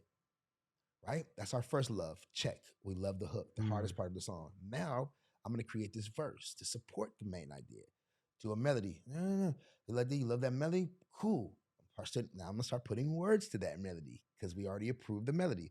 So what I do, my process is by the end of the song, every section that I've worked in, we've all approved it and we've all been brutally honest about it. So we love it. So when we listen to the song, we have zero resentment. We have zero regrets because you had a moment to say, I don't like that hook or I don't like that concept. So I make sure every part Wow. is approved. So when we listen to the whole song, we love it because we were brutally honest about it. And the part that we don't like, oh, I don't know, you know what? I'm not sure about that. Let me change that. Boom, we changed it. You love it, you love it, you love it. Was a unanimous decision. Amazing. Now when we listen Really? to it, we should love everything because I took time making sure we loved every part. And then we put it together, we should love it as a whole thing because we loved every part individually. So That's this is my cool. process, and this is how Man, I yet save you people become time. like you already were a pro, but you've become like Yeah, the just GOAT now of of doing it for 20. And that's what I 27 say. Every years. overnight success is like a 15 to 20 year Oh my God. overnight Oh my success. God. It's Right? my real success when I started making real money, I was 35. You know what I'm saying? I had made money here and there, lost it, Yeah. started over, you know what I'm saying? Got ripped off by people that I trusted because I Right. feel like everybody's like me and nobody's like us. Yeah. So we go into these situations thinking people are going to be good and do right by you because that's the only thing that you would do by them. Right. And their human behavior doesn't allow that. They're just, they're just out to try to get what they can get. So for me, I worked with a couple people and they led me on and I signed contracts and they never kept their end of the contract. It allowed me to, I lost the house. I went through things that having a few hits under my belt, you wouldn't think that I would have to start my life over at age But that's 27. real. It's real. Yeah. And it's like, And it oh happens more than wow, people now know. I'm like low key 27. This person ripped me off. I depended on that money, so I lost my house. So now I'm not gonna go move in the house that I got my mom. I'm gonna go and put myself in the most difficult environment. I'm gonna be homeless now. Now I'm just gonna sleep in studios and sleep wherever I can sleep, right? Right. Nobody knows this story. You know what I mean? So, but I had to go through that and I put myself in a place where I had no other choice but to come back. I'm not gonna go home and live with my mom. I left home when I left home when you're I was not 16 and I was living in an asking apartment. the I'm not asking multi-million-dollar artist I'm not that's going to asking work. anybody They don't for know you're sleeping anything. in the They studio. don't know that I'm staying at the studio. I can't wait till they leave And so that I can makes it go that much and wash better. myself up in the back. I can sleep in the studio, wash myself up with paper towels, and get ready to be back. Like I went to the hotel and I changed shirts and Right. changed. Like I went to a hotel, but I really stayed in the studio. So and that was after I had success. That was after I had worked with Usher, Jill Scott, 112, 8 Ball and JG. I had already done that. So when I hit this part, I'm super not telling anybody that, oh wow, you had all that success, now you're homeless. Yeah. So it left me with no other way but up because it's like I'm not going back to my mom's house that I bought for her and my grandmother. I would never do that. I don't have to be homeless, but I don't want to be comfortable. I want to be uncomfortable. So I made sure that I stayed and I stiffed it out and I stayed in LA. And then I finally met somebody and they were like, come to Vegas and stay with me here at this compound. And, let's bring artists here. And I'm like, cool. You know what I mean? And from there, I turned Vegas into this party place to now artists would come to work with me. I'm like, come to Vegas. And they would party, but we would actually get records done and make hit songs from Vegas. So That's cool. with that, I was able to start my life over. And that's where I met Justin Bieber, in Vegas at a birthday party, randomly at a That's birthday God party. orchestrating, dude. God orchestrating was like, I'm going to make sure that All you the struggle dots. so that you end up being at this place so that when you work with this artist, his best friend is going to be the biggest artist in the world. That kid who I worked with told me, he was like, yo, you're going to write Bieber's whole album. And I was like, Bieber's a superstar. He doesn't need me. I was like, it'd be a blessing to shake his hand. And you know what I'm what's saying? cool? Yeah. If he was here right now, I bet he would say he needed you more than you even knew, beyond what you taught him in music and writing lyrics and stuff. I bet because he's coming off all this adversity and God, dude, I can't even imagine how many talk about having a hard time trusting anyone. Can't trust anybody. And having someone like you that is just talking to him like a freaking person. Yeah. You know how much he probably needed that after like being canceled and oh my God. I mean, I'm just thinking, I Yeah, really 'cause believe I that's was how there God 'cause connects people. Like you guys everybody both were going through this separate, different adversity. everybody turned their back on Justin. Everybody, to where even a life coach that was hired for him Really? threatened his life. It was like he had medicine. When you stop doing opiates, like cold turkey, you can have, you can go through seizures. You can die, Yeah. right? So there's a medicine that you give, and it allows your brain to slowly rewire itself to get your chemicals back, right? Right.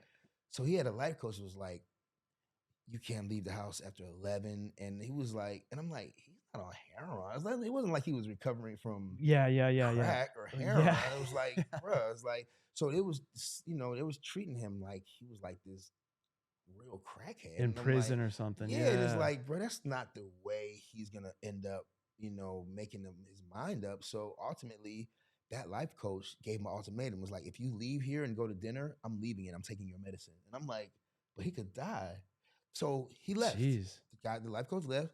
I had to call a dermatologist, a skin doctor, to get this doctor to write a prescription so that Justin could get his meds. Right. So, because I'm like, bro, I don't Helping want him, him through the to have a recovery. seizure. Yeah. I know what he was doing, and I'm like, I've studied it, and I'm like, yo, he can't be without his medication for longer than 24 hours. So that guy, the life coach, man, he left and put my little brother's life on the line. I ended up getting a prescription from a dermatologist, and from there, he never went back, man. He made up his mind on his own. He That's never cool. messed with the opiates again. And I'm like, now you can be an amazing testimony to the world and show That's cool. because at the end of the day, how do you deal with being the pressure of a superstar without using something to numb you? So I'm like, I got it. Once I was around him, and I'm like, right, bro. It's what another Michael level. Jackson used then. Michael Jackson was up to 29 bars a day. Yeah, I saw that So too. But once you be around Marshall them, Mathers, yeah, because it's like they don't live in reality. So for them, everybody's looking at them 24/7. So it's like, in order to be numb to that, you abuse a substance, so you can deal with your reality, and your reality is so not normal. Insane. It's like, how do you cope with that? So for me, I understood. I'm like, yo, this is almost impossible to realistically deal with this amount of success without. Right. So, I got it and I understood it. And then I'm like, now, Justin, now your story is you go out and people know, what you've been through, and you did this on your own. You didn't go to court. Nobody forced you. It wasn't a judge's order for rehab. You chose on yourself. He called me one morning and was like, I don't want to do drugs anymore. And I'm like, Justin, the fact that you just called me and said that, you're gonna be fine. I'm like, that's everything. That's cool, bro. Because once you made that decision, nobody, like, you're doing it for yourself. You're not doing it to appease somebody else. And then, I love it. So I always tell Justin, like, you're that's such a cool, blessing man. beyond your talent, man. your story. And he needed to hear that from someone real, not from a yes man or a yes woman trying to kiss his butt or like get just be his something friend. or leech. Yeah, that's what I mean. Like, you were, but it's hard, and you should accept that compliment. Because I'm just being honest. From knowing you, it was pivotal to him. Because I could imagine you have everyone, but you're so isolated. And to be a part of, like, for me to have written Journals, which was like his first R&B project, which introduced him to the adult audience. Yeah. And then the song that changed both of our lives was Where Are You Now? Yeah. Oh my God. And that, not only did that change the direction of music altogether, how many and that was after he was canceled and stuff too, right? So this is why when people say, what's the song that had the most meaning to you in your whole career? And I always say Where Are You Now? Because Justin was canceled, so everybody, when they did a poll, he was like the most hated person in the world. They have, the powers that be, I won't say any names, that put out so much negative stuff on him, press on him to destroy him and break him down and humble him, that when they did the poll, it was like #1 hated person in the world. And I'm like, yo, he's a kid. Like, that dude, isn't that? So, but I knew, but then I found out also everything, who did it, why they did it, the whole breaking him down to humble him so that they can build him back up again. It was like really low key sound like some pimp, sound like pimping to me. Like Right. what people do, what men do to women to break them down and humiliate them so that they can take over their lives. So I That's God's didn't job, approve man. of it. I do understand it being something to do with, all right, well, if he continues to be more successful, he can end up committing like ODing. So I understood the yin and the yang of sabotaging him. So you know what I mean? So for a while I looked at it like, oh, they don't want me to have success. So they sabotaged that album because there's this black fat guy came out of nowhere and I wrote the whole album. So I'm like, oh, of course they're gonna sabotage it. They don't want me to benefit from Justin. But then I had it when I got older, I'm like, oh, if that project at that time would have been successful, he could have ultimately been feeling himself more. Oh, wow. And started to abuse drugs more. So I understood I had to balance it. Like they sabotaged it. It had nothing. I'm sure it has something to do with me, but it was more like, if this album is successful right now, he could end up ODing because he's gonna be like, his head is gonna get huge because we did that project together. So I got it. Man. I got it years later, and I was like, I respect it. And I'm like, then that album went on to sell. We sold millions of records on Journals. Right. After Where Are You Now ended up being his comeback song. People, accepted him. So Where Are You Now to me is my most significant song because that was Bieber's comeback record. That won Justin his first Grammy. That was it did. I didn't know that. Where Are You Now? That won his first Grammy for Best Dance Song. That's cool. So it was like, it was so many different pivotal. It was so pivotal for me and for people that were like, yo, why are you still working with him? His career is over. And I'm like, I don't feel like that. But I'm like, just because the world outwardly, you saw something different. Yes, it looked. You saw the real him. I'm just like, bro, he's just more talented than most people understand. So I'm like, right? They just thought he was some spoiled kid that never worked hard. But I'm like, bro, he plays every instrument and he outworks everybody. So I'm like, it's just gonna be a matter of time before he comes back. No one sees that. Oh, I love even that. My publisher at the time was like, why are you putting all your eggs into one basket? There's so many other artists that want to work with you. And I'm like, well, I'm not just going to stop working with him because everybody doesn't like him anymore. Like, I believe in him, and I think he's one of the dopest artists in the world. That's cool that you're able to follow like that my intuition. And I was right. Because when Where You Now came out, and he was right. It was his first. To pick you. Yeah. And I always think him, I was like, bruh. You know what I mean? Because people were probably saying that crap in his ear too. What, and you told me you were 450. Yeah, they're probably like, this dude's coming, blah, blah, blah, blah. But that's why I say I have to believe in God.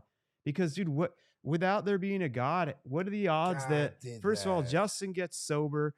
You're going through dude, if you're 450 pounds, you were going through all your stuff. I mean, I had everything. And he brings you two together. Yeah. The odds are literally against both of you everything's trying to pull you apart. Yep.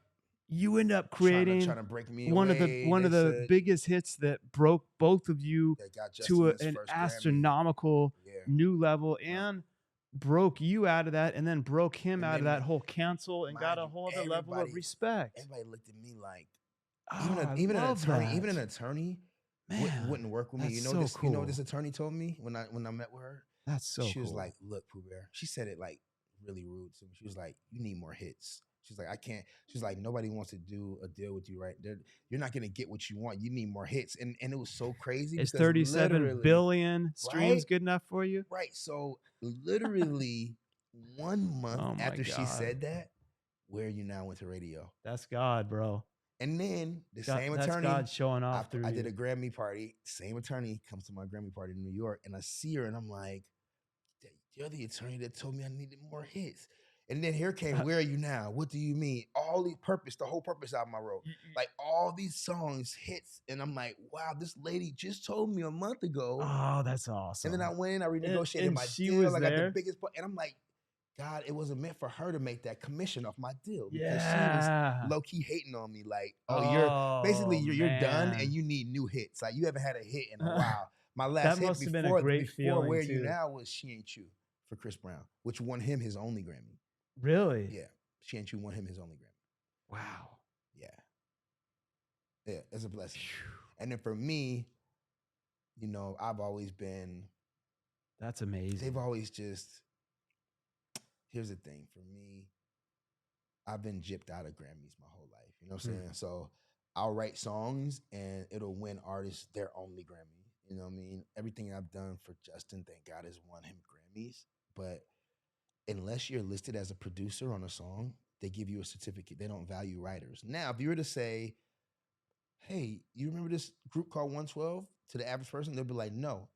If you said, do you remember the song called Peaches and Cream? Yeah, They're gonna be like, I love that song. Yeah. So my point is, the song is bigger than the artist. Mm. People don't even know the art. People know songs. Peaches and Cream's like iconic. People know songs more than they know the artist. My songs will outlive every artist. That's true. Okay? Because people will cover my songs, and they'll be hits on new people. So maybe it wasn't the artist. Maybe it was the song. Maybe it was the frequency. So for me, looking at the Grammys and saying every year, hey guys, how is it okay that you have a producer of the year category, you have a record of the year category, but you don't have a songwriter of the year category? But yet those producers only get nominated based on the hit song that they produced. Right. But if a producer wins producer of the year, if somebody wins record of the year, only the producer gets the trophy. That's crazy. But it was only popular because everybody's singing my song. But everyone that knows everyone that knows that knows that. The songwriter, I hate to say this, but the songwriter, we're the black people of the industry. Like, we contribute so much, but we're treated the worst. Like, so I had to learn. The scenes. We give you the song that the world sings, that nobody even remembers you after you fall off as an artist. They remember the song, but yet they just added this category after 62 years of Grammys and all the writers that have died and gone and contributed their souls. Wow. They just added Songwriter of the Year category. So now I have to write all new hits now. That's right. Mind you, I would have won that. I would have won that. I would have won Songwriter of the Year for real. And most modestly speaking, I believe you. At least 5 years in a row. I'm sure. I have no doubt. I have a window of my career where I had so many records on the radio. I started looking before you came. Yeah, I'm like, dude, everything you. So now I gotta put out a slew of new hits just so I could participate in winning Songwriter of the Year. You will. And I also feel like all the years I got gypped out of Grammys was equity. That's been built up. Like when you get a house, it's like, all right, I can't get that money now, but it's just building up, right? So I felt like my energy, everything I've contributed to the music world, to the universe, and everybody always, where are you now? I brought Where Are You Now. And, I have all my versions of these songs with me because I've seen them first. And no one can take away your knowledge and experience. So you're doing a new song, but you're bringing 27 years of experience to that song. Of trial and error. It's like, that's gonna allow. It's like Picasso painting something in 30 seconds. Because it's like, and then someone's selling it, and then he like doodled on a napkin. I was just talking about this on the show. There's a famous story. Look at the Basquiat pictures. There's like a 5-year-old did those pictures. Yeah, there's a famous story of him like doodling on a napkin and the waitress being like, "Oh, that's nice. How much would that be?" And he's like, "I don't remember, 25,000 at the time, which would be like 20 million now or something." And she's like, "But that only took you 15 minutes." He's like, "No, my dear, this took me 50 years." 50 years. Yep. That's like you. Yeah, because he had been working for 50 years to get to a point where he could do that in 50 minutes. Yeah, bro. So for me, it's like, my goal for this next Grammy, and I'm starting to feel like they're starting to appreciate quality over popularity again. Because for so long, it's coming. You're right. It's coming back. I just saw this award, and I told my friend Killer Mike, I was like, when he played me his album last year, thank God. I said, "You're gonna win Best Rap Album." He's like, "You think it's gonna be nominated?" I said, "No, you didn't hear what I said. I said you're gonna win Best Rap Album." And he hit me after he won the award. He was like, "You told me that a year ago. What made you feel like that?" I was like, "He's 48 years old. Okay, 48. He swept the Grammys. He won 3. He won Best Rap Song, Best Rap Album, Best Rap Performance." And he's like, "What made you see that?" I was like, "Well, you're the only rapper that's rapping, and it's amazing rap.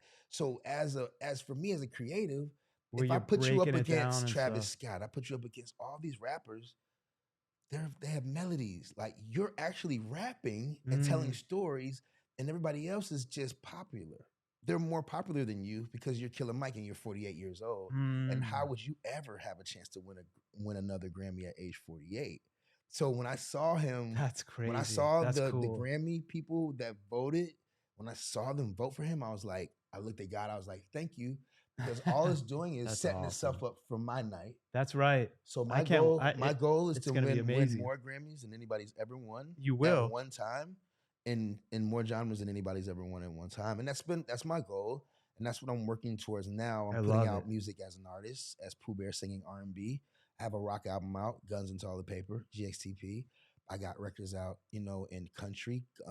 Bear and a Banjo. I've worked with Bob Dylan. I'm one of the few people that Bob Dylan's Are you serious? Yeah, I'm like he's only worked with only 2 people. Are you serious? Yeah, so I have an album Bro, called that's Bear and a amazing. Banjo, and That's I have insane. a Bob Dylan record, and me and Bob Oh we did together. God. So these are the cool That's things cool. but that's like, you know, That's cool. that's folklore, country folk.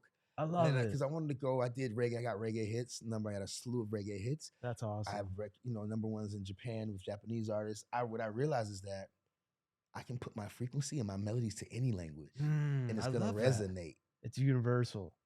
It's put your language to it. As long as what you're saying is as cool as what I said, and you're translating what I'm saying, that makes sense. Then my frequency should resonate because they've already programmed the universe. And so now people, unlike before, nobody could compare my sounds.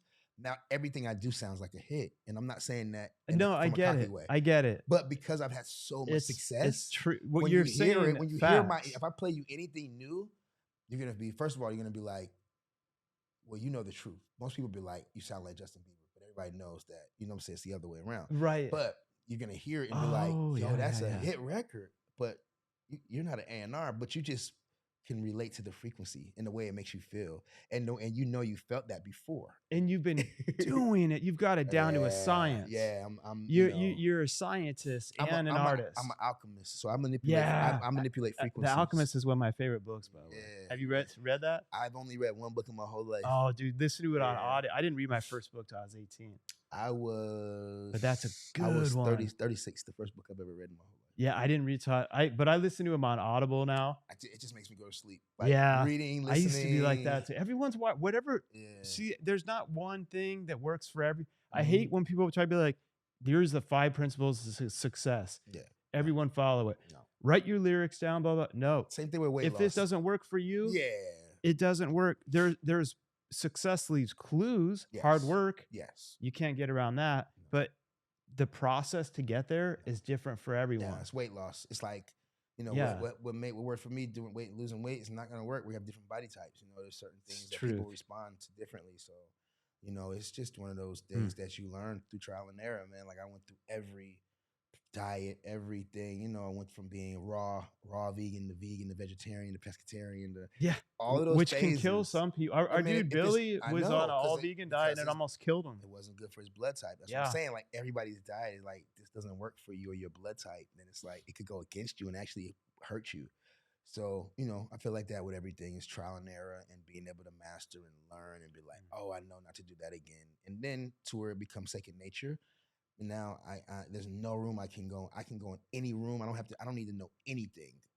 And I'm going to sit down and I'm going to have a conversation with the artist and they're going to tell me what they're going through and they're going to give me the concept and I'm going to make a record and I'm going to be brutally honest about it. And we're going to make sure that every section, we love everything so that when we're done, you don't call me and be like, man, I'm not really feeling that song because you had ample opportunities while we were creating to say, I don't like that part.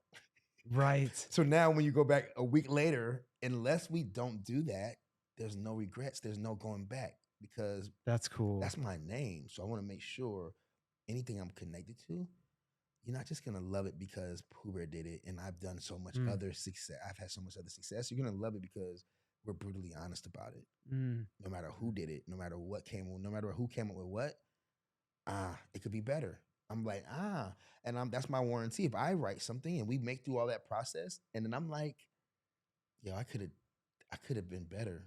I'll write a whole new song and I'm not charging you. That's my warranty. I'll just replace it. And that's what greatness does. I'm like, bro, I'm not gonna charge you. That's what separates the good from the great. I didn't have a great day that day. You know what I'm saying? Like, I'm just gonna write you a new song. That's what makes you. That's what separates the rate. Like, the good from like the goats. Yeah, yeah, Is man. that it's more Being to them. accountable and being Yes. brutally honest, even if it, you know what I'm saying? Everybody's so Yeah, cocky bro. and they feel like, here, take this. Like, just because it came from you doesn't mean it's a hit. Just because you got a slew of other hits. So true. Like, nah, you still got to be brutally honest and be like, I love that. it's got to be great because it's just great, not because it came from me and I'm supposedly great. Yeah, it's bigger than you. Yeah. Two more things before we go. I want to ask first about investing this, and one more thing off what you Yeah. just said. Dude, I could talk to you for 20 hours. This is so good. Got layers. One more thing you were saying, how have you dealt with when you put something out there? Yeah.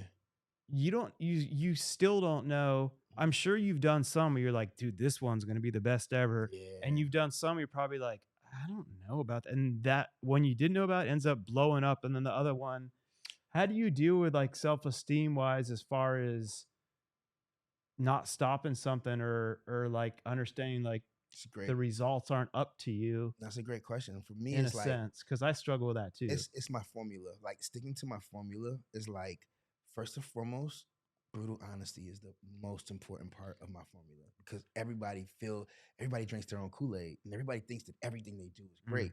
It's not true. So to what you just said is like, there's been times where I've gone in the studio to intentionally write a bad song because I'm just feeling like I'm being used at this point. Like I've done so much and give so much of myself that when somebody says, "Hey, go and write me another song," and I'm like, but we have 106 other songs that I wrote. Well, just write me one more. And I'm like, what am I even gonna write? Like, what am I even gonna talk about at this point? Like, so I would go in the studio, I'm gonna intentionally write a bad song, right? You're like pancakes and butter. Yeah, no, so I know, right? I got a new version of pieces of cream, right? No, so I would go in the studio to intentionally write something very fast because I don't want to waste this person's studio money, knowing that it costs $3,000 for this 12-hour block. I'm gonna go in here and I'm gonna write something. I'm just gonna not care and write something bad that I'm not proud of. You know what that song? You know what that song was? No. What do you mean? Are you serious? Justin Bieber's first #1 on the Hot 100. What? I wrote that song intentionally trying to do something bad really fast. And then like it took me 20 minutes, right? I go in, I'm creating, I'm going through chords and I'm like, I pick these chords. I'm like, just put it on, turn the mic on. And I'm just creating. I'm like, what do you mean? You know what I'm saying? I'm going through it. I'm like, good. I'm like, this is stupid. But like, why were you thinking the whole thing with him wasn't going to work out? No, anyway? I was coming from a place of frustration because I had already written 106 songs prior to that being the 107th song for that project. For one album, for Purpose. For Justin Bieber? For one album, I wrote 107 songs. Dude, to be narrowed down to 18 songs to pick out of 107. So when I'm asked, hey, would you go in? How did they pick Justin? You know, and Scooter. Was it him that wanted you to keep doing more? Yeah, you know. And I'm like, and at that point, I started feeling like. I start feeling like I'm being taken advantage of because I am the nice guy that's not going to say, I don't know what else to write about at this point. Like I felt like I had covered so much of his life lyrically and that was true and honest that I'm like, I don't even have anything else to talk about. So I wrote the song, What Do You Mean? Is like, what do you mean? You actually needed that other song. That song ended up being his first single. I mean, that's so when I wrote it and I left the studio fast, I was like, I didn't waste the studio time. Dude, I actually wrote a song. That is insane. I leave the studio and then Justin Bieber FaceTimes me from Australia. He was like, no, he was in Bora Bora. He was like, yo, no. He was in Bora Bora. He was in the Maldives. They look similar. Yes, he was like, the food's better in Maldives. He's like, yo, that record you just sent, that record that Josh Goodman just sent me. He's like, yo, that's swaggy, bro. He's like, yo, it's amazing. And I'm like, in my mind, I'm like, that was whack. I'm like, nah. I was like, and in my mind, I'm like, oh, cool. But I'm like, yo, he's just saying that because he doesn't want me to feel bad that I wrote something that was not good enough, right? Then Scooter Braun calls me next. Scooter calls me. He was like, Pooh Bear, that song you just did, that What Do You Mean song? I was like, yeah. He was like, that's Justin's first single. And I was like, no, it's not. And he was like, I got that feeling in my stomach, Pooh Bear. And I'm like, what if you would have talked him out of it? There's no talking Scooter out of what he felt. I'm like, thank God. Scooter. I said, listen. Thank God though, right? I said, let's just take a minute. Let's talk about this. I said, That's we have so crazy. 106 other songs for you to choose his first single from, right? He was like, no, this is the first single. And then to the point to where Justin cut it within 24 hours in that part of the world. And then they had a release date, and it was like, there's like, all right, 35 days from now, this song's going to the radio, and this is Bieber's first single off of his new album, Purpose. And you're thinking And I'm like, it's gonna I bomb. wrote this intentionally bad. Like, I wrote this so fast so that Justin could be like, all right, Pooh Bear's run out of stuff to talk about. That song called "What Do You Mean?" The biggest when you nod one. your head, yes. Well, not the biggest one, but it ended up being when we sold 57 million singles on it, and we ended up and it a was pretty big one. It was his first number one on the Hot 100, so it was like unbelievable. So at that point, that's when I had to step out of my body and say to myself, I don't know. Wow. All I do know is that I just have a formula that I stick to. So I no longer can write a song and say, that's a hit. I can no longer think I'm writing something bad and say that nobody's going to like that. So it left me at a place to where it's like, Pooh Bear, now you just got to stick to your formula because you don't know. Like, I'm trying to write something bad fast, and it ended up being a huge mega hit. And then the stuff that I would write that I thought was amazing might not even chart. Nobody even acknowledged it. So I'm like, I don't know. But can you feel honest about it? Are you able to feel if it doesn't try? You can feel. I measure like if I put all my effort into it. Yeah, that's a formula. Then I'm kind of like if I the odds of it working like even if, are kind of high. And if it doesn't, then I know that it didn't for the lack of me not putting it all on the table because no one can judge your effort or measure your effort. Can't measure your effort. It's kind of like if you win in sports, easy analogy. If I gave it 120% every play and we lost, I'll be sad we lost because it's like but I won't know it was for not giving all my heart. Correct. But what's crazy is with you on the flip side of that, then you also went in there like not giving it 120%. Oh, like, I gave it 10%. You gave it 10%, but maybe that's so weird. But you have all the experience and my brutal honesty. Even with me creating something that I thought wasn't good, you were probably still giving it 100. You thought it was 10%, but it was programmed. Still. It was my autopilot. It kicked on. And it was like, you think you're writing anything, but it's clever to the point to where I'm in the studio 3 weeks, like a month ago with Kanye, right? And Kanye comes in and he's like, "Happy birthday!" And I'm like, "Happy birthday." He's like, "Pooh Bear." He's like, "You wrote my favorite song of all time," and I'm like, "What song is that?" He's like, "What do you mean?" And I was like, that's one of my least favorite songs of all time. I'm like, you gonna sit here and tell me? He's like, bruh, that's the most brilliant song that is ever so written. Crazy. I'm like, I didn't even think that it was brilliant. I just wanted to get out. I just wanted to leave because I was frustrated. That makes that like the best story ever. Story behind the story. Because everybody loves What Do You Mean? So they're like, Pooh Bear, we love that song. I'm like, that's one of my least favorite songs that I've ever written. I love that, like, they're like, what's the genius? How did you pull? And they want this, and you're like, really I just really wanted it to suck, and I was annoyed. I honestly, the truth of it is, I really wanted to just get out of the studio. So same thing. I wonder how many. Honestly, I wonder how many of some of the greatest other hits have been done like that. So where are you now? I always know to stay in the gym. So even if nobody says I need you to write a song, I'm always writing. I like that. That makes sense too. You're always trained. I know I want to keep doing whatever got me to where I am. I got to keep doing it, right? So I'm going in and I'm creating Where Are You Now, and I was like, man, I just want to get out the booth. So I just wrote anything. That song comes from nowhere. That song, I wasn't talking about my dad, like Where Are You Now that I need. I wasn't talking about Selena Gomez, like everybody thought. I literally was just in the booth trying to say cool things. You know what I'm saying? Yeah. And then I was like, now I just want to get out the booth. So I just started creating fast. And then I was like, cool, got out of the booth. And then I remember playing it for my girlfriend, who's now my wife, playing it for Ashley. And I was like, listen to this song. And then I was like, you think I should play that for Justin? And she was like, yeah, duh. And I was like, you sure? I was like, I don't want to play him something I'm such afraid of rejection that I'm like, I don't want to play him something and he don't respond to it.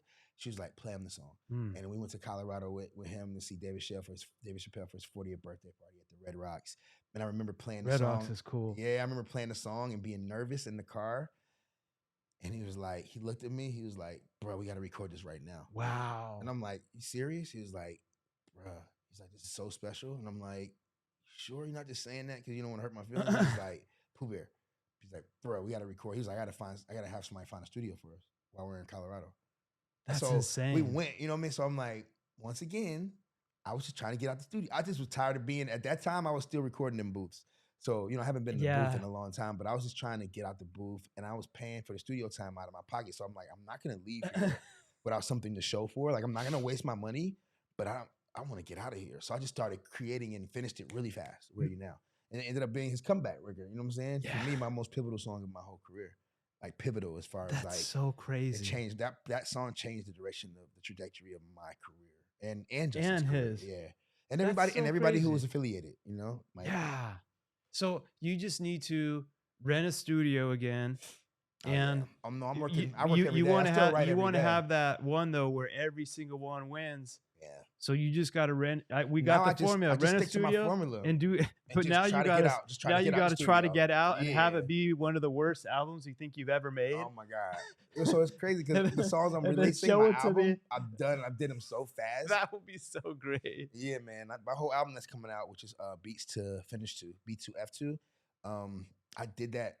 I was recording those songs, not thinking I was doing the album. I was just in the gym shooting. You know what I'm saying? I got considered in the gym shooting free throws. Yeah. And then that is your gym. Our free throws just can turn into actual money. In. Yeah. Our free throws actually turn into if they're good enough free throws, they can actually generate revenue. Oh my God. So are you when you're with Kanye, are you guys working on something? I was throwing a few lines here and there on this new album. I don't want you to get you. I don't want. I never. Yeah, but that was something that just happened. So it's like gonna come through right now. It happened so organic. You know what I'm saying? That's cool. It wasn't like I was trying.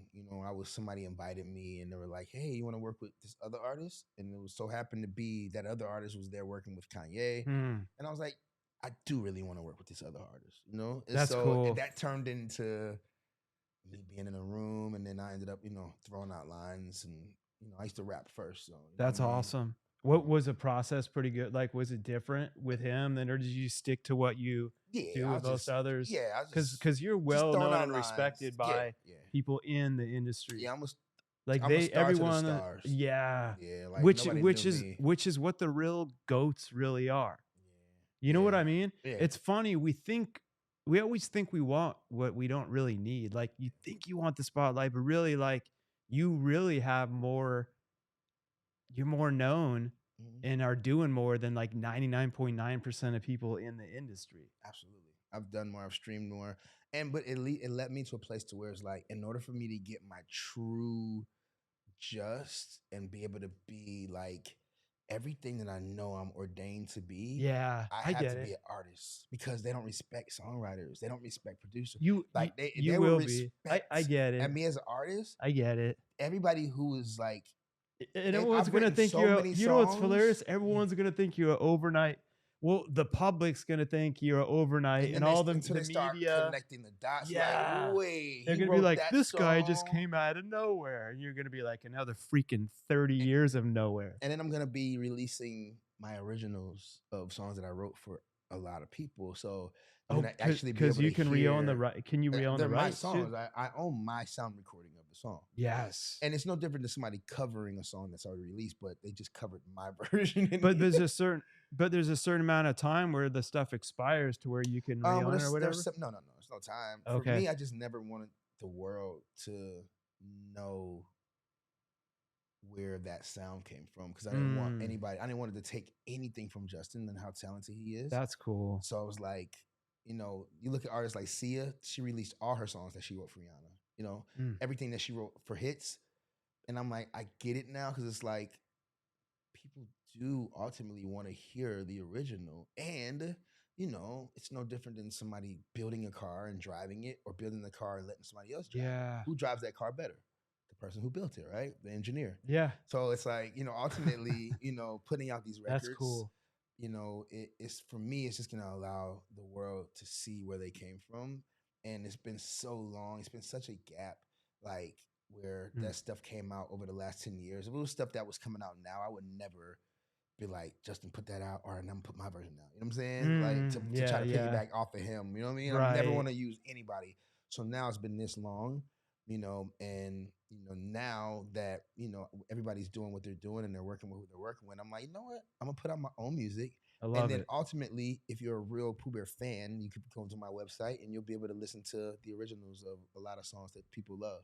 That's cool. But tons of people are probably fans without even knowing that they are. Because once they start hearing it, they'll be like, "Oh my God, he did that! It's the soundtrack of their lives." Yeah, and like, and then that's when you because I start hearing remember those weird when we were at stories. that when we were in Miami, you're like, "Have you ever heard of 112?" I'm like, of course I've heard of what. It's weird that people haven't, but I grew up. But if I say the second you said it, you say 112, and immediately it's like, boom, Peaches and Cream starts playing in my head. Like right when you asked me that. Now, let me tell you this: with 112, it's so crazy, and it's cool because you're humble too. You don't come out like, dude, like that's the way all my good friends. I like for people to discover. That's why if they ask me, I'll tell them. But it's like, if you don't, I love for people to discover me. You know what I mean? And be like, yo, why you didn't tell me? And I'm like, because nobody cares. That's what's cool. Well, it's just you're real. Billy, who we connected with, that's why him and I are good friends, is because we mentor each other in business and in marriage and outside of life. And we've become good friends because we're just both real. Just honest. Yeah, you're human. And I respect, and he mentors me on stuff. He's at different, I'm learning a lot, and we learn from each other. Absolutely. And I celebrate his wins, but I'm not the way, like, we'll be together and then people recognize him and I'm like, oh man, I forgot that he was even like, I'm like that with, I'm like that with my guy. Most of my artist friends that I forget, like, because even like Kenan Thompson is my childhood friend from Saturday Night Live, my childhood friend since we were 13, right? Yeah. I forget, like, even when we go to dinner and we go to restaurants, I forget that he's a superstar. So because he's so real and he's so normal. Yeah, and your relationship, and we've been in our relationship, like it's your friend. From when we were in high school. So it's like when I go out, I'll be like, I forgot. Even when I invite him, like, yo, let's go here. And most of the time he'll be like, yeah, let's go, right? But then he'll be like, man, I don't feel like, and I'm like, oh, that's right. You have to remember there's gonna be a whole swarm. Yeah, like you're gonna have to take pictures and tell people, be kindly, and be like, say no to people, and nobody likes to do that. I know, but and then there's times where you got to have a few minutes to, and then people get that one moment on tape. This guy's a jerk. It's like, dude, he just did like 2,000 other. He's just trying to eat dinner. I know, for real. And we're trying to have a conversation, and you want to come in and demand a picture, and it's like, I get it. Once you become a celebrity, you do belong to the public, but it's a certain point. Yeah, where it's like, let me eat. Just let me please eat. We can take a picture, Can but I just please wait just finish to eat my meal? It's gonna get cold. Please. Like, come on. And we're having a deep conversation. And it's like, and people don't have respect, bro. It's all about them and what they can get right then and there. Right. It's like, come on, bro. Like, wait till he's done, or you see him getting up, and then catch him in a trend. You know what I mean? In the in between, don't come up to him while he has his time to eat. It's not like he eats out anyway, because he can't enjoy it without people coming in and trying to take pictures and talk to him and have conversations. Like, I don't want to talk to you. I know you feel entitled. I've been around with famous people before, and I didn't know, but I'm just talking with them through some other connection. Yeah. And we're just like talking about business stuff. But then the other people come up like, I just saw you in like Lord of the Rings and blah, blah, blah. And I'm like, oh, you were in that? Because I'm so busy, like I didn't even have and they're like, oh yeah, man. And I'm like, oh, that's cool. They respect you because like I didn't even know.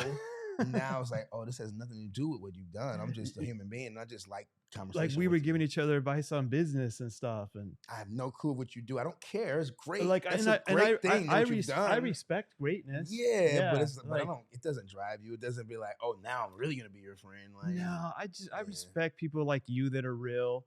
And through other people, like I knew when I met you through Billy, he phenomenal, tracks phenomenal. He's not going to waste his time, and he respects you a lot. Billy told me great things about you. He's like, dude, he's like, you got to get him on. He's a great guy. He's really talented. He's like, I'm like, dude, that's as long as bro. Billy says that, and we're born on the same day. So once I found that out, I was like, we have so much in common. And I'm that's cool. I'm like, when's your birthday? He's like September 4th. I'm like, my birthday. We literally can finish each other's sin. Like we literally everything. I'm like, we are literally, my wife is like, you guys are identical. That's cool. You just, you know what I'm saying? It's so crazy how that works with like signs and like, it's, growing up in church, you're taught to look at that like that's the devil. And then once you start to learn all the misconstrued, all the stuff that they tell you in church is so wrong. The devil uses religion to divide everyone when the real God is using like the light. You understand that? To bring, oh, dude, my wife's Muslim. I'm Christian and I hate labels. Dude, Billy and I are like great friends. Which is, I'm I spiritual. believe in you know what I God, mean? I don't in claim Jesus. I don't claim see, that's the thing. I don't even like saying, because then I'll have people on the comments be like, I did a thing with Billy and they're like, you're going to burn in hell. I'm like, shut. I'm like, it's people like you. I'm like, Jesus thinks you're an idiot. I don't even respond to him anymore. But sometimes, every now and then, educate them. Usually I just say, I hope you have a great day. Say, next time somebody says anything about hell to you, say, I would believe you if this guy named St. Augustine wasn't born, that went on a Christian crusade and created hell in order to scare people into following his religion. So hell didn't exist before the 13th century, just so you understand. Hell was created by Augustine, who went around with the Bible in one hand and a sword in another. And he went from door to door and he said, do you believe that Jesus died on the cross for your sins? And if you said the wrong thing, he cut your head off. So enough people got their heads cut off. Which is like the opposite of what Jesus wanted. But we look at Christianity, bro. They judge more people than any other race. Yeah, they're so judgmental. They're so and it's like, look, there's always people are always going to be flawed. So when there's good atheists, there's bad atheists, there's good Christians, there's bad Christians. Everything in life is negative and positive. But putting in a box. And that's what I believe in God. I believe in Jesus, but I'm not stupid enough to think like Billy and I connect. Our core values are the same. He thinks a lot more different things about, but I don't have to sit there and be like, I'm actually fascinated by it. And we can have, and I'm like, I believe there's a devil, but it's not a dude with a pitchfork. It's a dark energy that tries to pull you into mediocrity. The Bible. Yeah, and trick everybody. But if there's a light, there's a darkness. So it's like it's the energy that tries to pull you down into that mediocrity. Yeah. It's that voice in your head that says you're not good enough to do that. Good enough, or you should go do this. That's most horrible thing ever. What the devil would be. Absolutely. God's the light. Like, yes, you can. Yep. You can do all things, and pulls you towards that light. So many questions about that's a whole. But you don't have to. That's a whole other podcast. Actually, we should get Billy and sit down. It'd be cool. Him and I said we were crucified for my beliefs. Because once you study and you learn the truth and you know where where everything comes from, everybody just accepts what is given to them. It was like, but where did that come from? And why are we killing each other over? And why have more people died over religion than anything else in the world? How is that? How is something so positive? Most people are killed over the core of religion. Jesus is like, help people, don't be bad. And he didn't like the rulers and the priests and the religion. Right, Christianity. That's why they killed him. Christianity came about way after Jesus was gone. So just so you understand, he wasn't walking around like, you better believe that I died and came back. Like, you know what I'm saying? Yeah. That was the Catholic Church that created that whole movement. And I get it. I understand it, and I have nothing against it. It's just, to each his own. When it's used for bad, for manipulation, for negative manipulation, it's like, all right. So, but as long as you're clear and you know what it is, you can make conscious decisions on. You know what? I'm gonna take that, and that goodness from that book, and then everything else, I'm not gonna. You can have it. They're great stories, right? I'm going to take the good from it, and I'm going to be good, have good values, have morals. Right. All these things that I feel like are just human, like that we should be taught by way of manners, by our parents. Yeah. And that instinct innately, these are things that I feel like we should just do to be positive and have great energy and uplift people. But, there's some people that need these religions and these guidelines to be good. They need to have the fear of hell. Again, we're all wired different. Yes, if it helps them to be better, I'm all for you. Please, I'm with you. But if it makes you hate others, then that's not good. And judge and look down at people and then you leave and you do whatever you want for 6 days a week. And because there's a line in the Bible that says, God, there's no sin greater than the next, you feel like you can do everything you want. And then on Sunday, as long as you ask for forgiveness, you're good. Yeah. So it's like, and it goes through all the churches. You have these priests that do these horrible acts on these little boys. And guess what they think on Sunday? As long as they ask for forgiveness. But I don't cuss. No. But they'll use the Bible to justify why these little boys should do this. They'll be like, Mark, you said you believe in God and you said the F word. you're not, and I'm like, but I'm an honest person. Like, you go and you rape little boys, dude. You God, rape little boys and then ask for forgiveness in a you confessional and booth you're to a saying dropping human an F-bomb is like, is it's what? It's so a sin? backwards. Oh no. Sin is now that little boy that Jeez. you did that to will never look at God or church the same. Right. How does a little girl that's molested in church by a preacher ever look at church, ever value God the way she's supposed to value it when she Yeah. had this horrific It's sad. incident that she couples Yeah. spirituality with? So And the now these preachers, spirituality they is supposed ruin to be these kids. bringing people to the And light. it's a cycle. Because then when they get Yeah. older, then they do it. Because Yeah, they it's feel like crazy. it was done to them. And that's Yeah. what so it's this perpetual It's breaking this out of the cycle. breaking out of the cycle, understanding how to take the good from these religions, Yeah. apply the good to your life, and everything else, let them have it. But everything, like the moral, like the pure of it is like, be good. Yeah. Do unto man. others what you want done to you. The golden rule. Don't lie. Yeah. Don't steal. Like, these are things that you would think are not Right. natural. Like, And when you make a mistake, like, because we're all human, own up and learn from it. And learn from it. Right? And yeah, because at the end of the day, we're not perfect. We're born into being flawed. We're born flawed. So, making mistakes, it's gonna happen. It's just how you recover. Do you learn from it? Do you keep making that same mistake even though you got burned in the fire? You go back into the stove and touch the fire, or do you actually learn and teach somebody, like, don't do that before they actually burn themselves? That's right. So, it's beautiful, man. I love it. I'm not religious. I'm spiritual. And I was forced to Christianity as a kid. I remember waking up at 5 and thinking I got left behind and ran out the house butt naked because I was like, what did I do? Oh God! I did everything right. You know what I'm saying? Like, how did I get left behind? And I would never do that to my kids. And I'm like out of fear. Out of fear. Yeah. And that's what St. Augustine did. I'm like, but wait, St. Augustine, you're gonna tell me if a Muslim does their prayers during the day, they live this life, they live clean life, they're positive, they don't have access to heaven because they don't believe Jesus died? That's where it gets flawed. That's where it gets blurred. A better. I don't believe that I don't believe God's irrational. And he's gonna be like, and God's way smarter than all of us. You helped all these created people. us. You've done all these great deeds, but you don't believe my son died and was rose again. So for that reason, I'm out. Like Shark Tank, I believe your life is judged as a whole. Overall, given what you were given, did you make the best out of it? The scale of righteousness versus what you labeled yourself as. Correct. Because someone could say, I believe in Jesus and be a bad prick and not a good person. Okay, cool. That's the one Jesus would be like, you're further away from heaven than anyone. Jesus hung out with the pimps. Why he helped Jesus hung out with the prostitutes, the pimps. Because he saw what was in their heart. And man, whoever takes the time to talk to them. If you have these churches, all those people there, they're already in your system. What about the people who don't believe? What are you just gonna talk bad about them, or do you go and make them feel invited? Like Jesus went and hung out with them in the streets, because who's there for them? And are you gonna be real? Like, the only good sermons I heard is when they'll get up there and be real and be like, I did this. I did this. I did this. I've been preaching for 20 years, and guess what?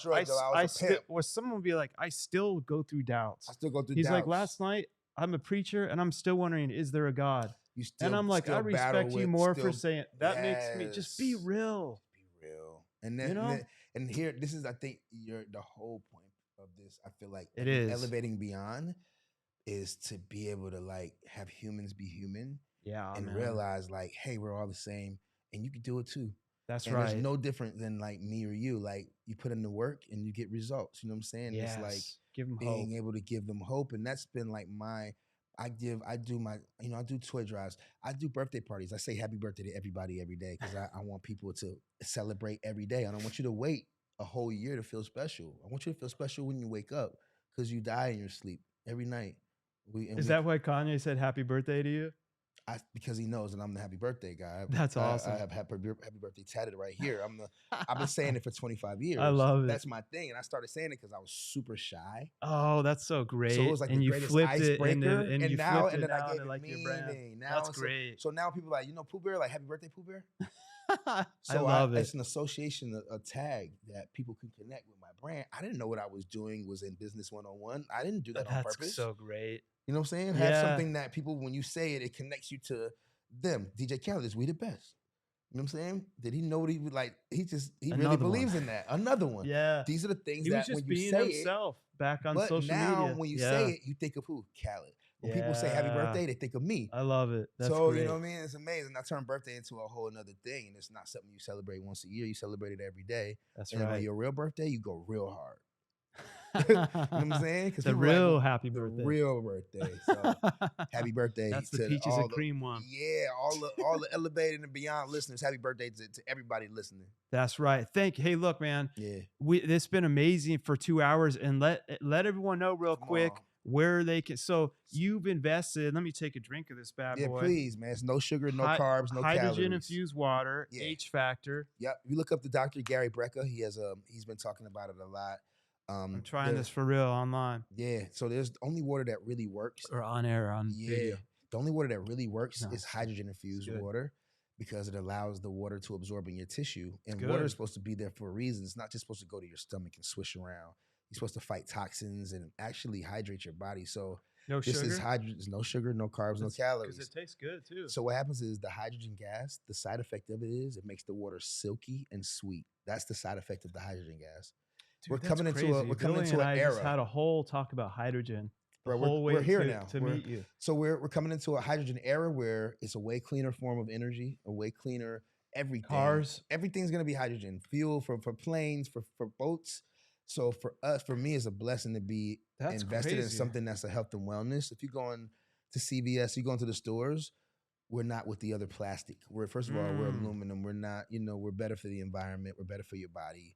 And these pouches right here, we wanna just help people. We want to we want to help people, man. This removes inflammation. Every disease starts from inflammation in your body. So that's right. You drink enough of these babies every day, and you can guarantee that you're going to remove the inflammation from your joints. That pain will be removed. H factor. H factor is the actual handle on the socials. It's good too. And I'm not being. I don't ever get. No, I don't think he would say anything at all. He would just be like, interesting.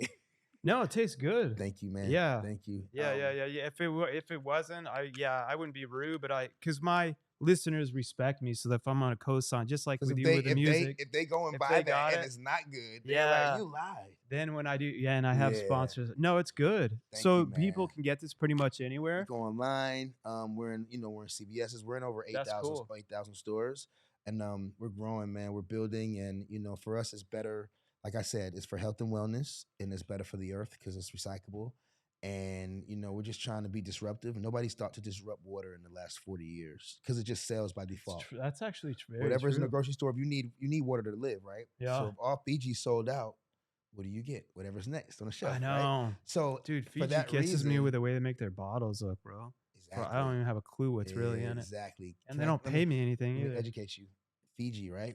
So supposedly that's supposed to come from the Fiji mountain. Yeah. So the FDA says as long as only 5% of that water comes from the mountain, they are allowed to call it Fiji. Oh, I believe it, dude. And how do you prove the way the bottle looks? How do you prove that even 5% came from the Fiji mountain? Who's testing that? FDA. They approved it. They're like, all right, all you need is 5% of Fiji water from the mountain, and you can call the whole company Fiji, and we'll say it's real.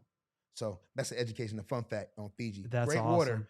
You get some hydrogen gas and actually remove the inflammation and do your body good, man. Don't just drink water just so it can go to your stomach and swish around and you feel bloated. Like this does not bloat you. This goes to your body and absorbs and fights toxins. What water's supposed to do. And it's cool to see the levels of what my man Poo Bear here is learning is investing in businesses. You got your music you've been doing forever, all your other stuff, and you start building up through these connections, other things. The music allowed me to make money so that I can invest in patents. Smart. Because at the end of the day, making music, there's a ceiling. If you're blessed enough to make, $70, $80 million, you're blessed. You're an anomaly, but you're not going to become a billionaire from writing songs. Right. But that money you make from writing songs can be invested in something. That's right. That can turn you into a multi-billionaire. It plants the seeds to other things. Yep. That's what Jay-Z did. That's it. So I love it, man. Yep. Well, Poo Bear, man, follow my man. Check him out everywhere. Just Google it, look it up, streaming, Spotify, everything. Instagram, all that. We'll have it all in the show notes and stuff too. At Poo Bear. Everything is just Poo Bear. It's all at Poo Bear. Just P-O-O Bear. PooBear.com is my website. You can go and you can check out everything I've ever been a part of and everything that I'm investing in and actually be able to book a session with me. And there's so many cool things with my website that give people access to me that they wouldn't be able to get through my socials. So I love that's it. PooBear.com. PooBear.com. Yep. It's been an honor, my man. Thank you so great much. Pooh Bear, everyone. And listen, the message is just continue to follow your gut. That's it. Continue to follow your gut. You're gonna get knocked down. Just keep getting back up. Yep. And don't give up. Yep. And just keep moving forward. That's the key. Like I love to sound all science, and it's gonna take more time than you think, and you can do more than you think. Absolutely. And you want to, because you want to be able to perfect what you're doing. So through trial and error, it's still sharpens steel. You only get wiser and you're smarter, but most people give up before they even get to that point to see the actual karma of that energy that they put into it. So don't give up, man. Just keep going and stay focused. Yeah. And keep being you. Yeah. There's oh only my God. don't let other people trap you into thinking you have to do it their way. You're cool Take enough. the bits of wisdom from everyone else and then apply it to carve yourself. your own path. Yep. But you're cool enough and you're good enough. Always feel like you're good enough, man. So happy birthday to everybody. I love it. Happy birthday. Never settle, never give up, and keep elevating beyond. Yes, Boom.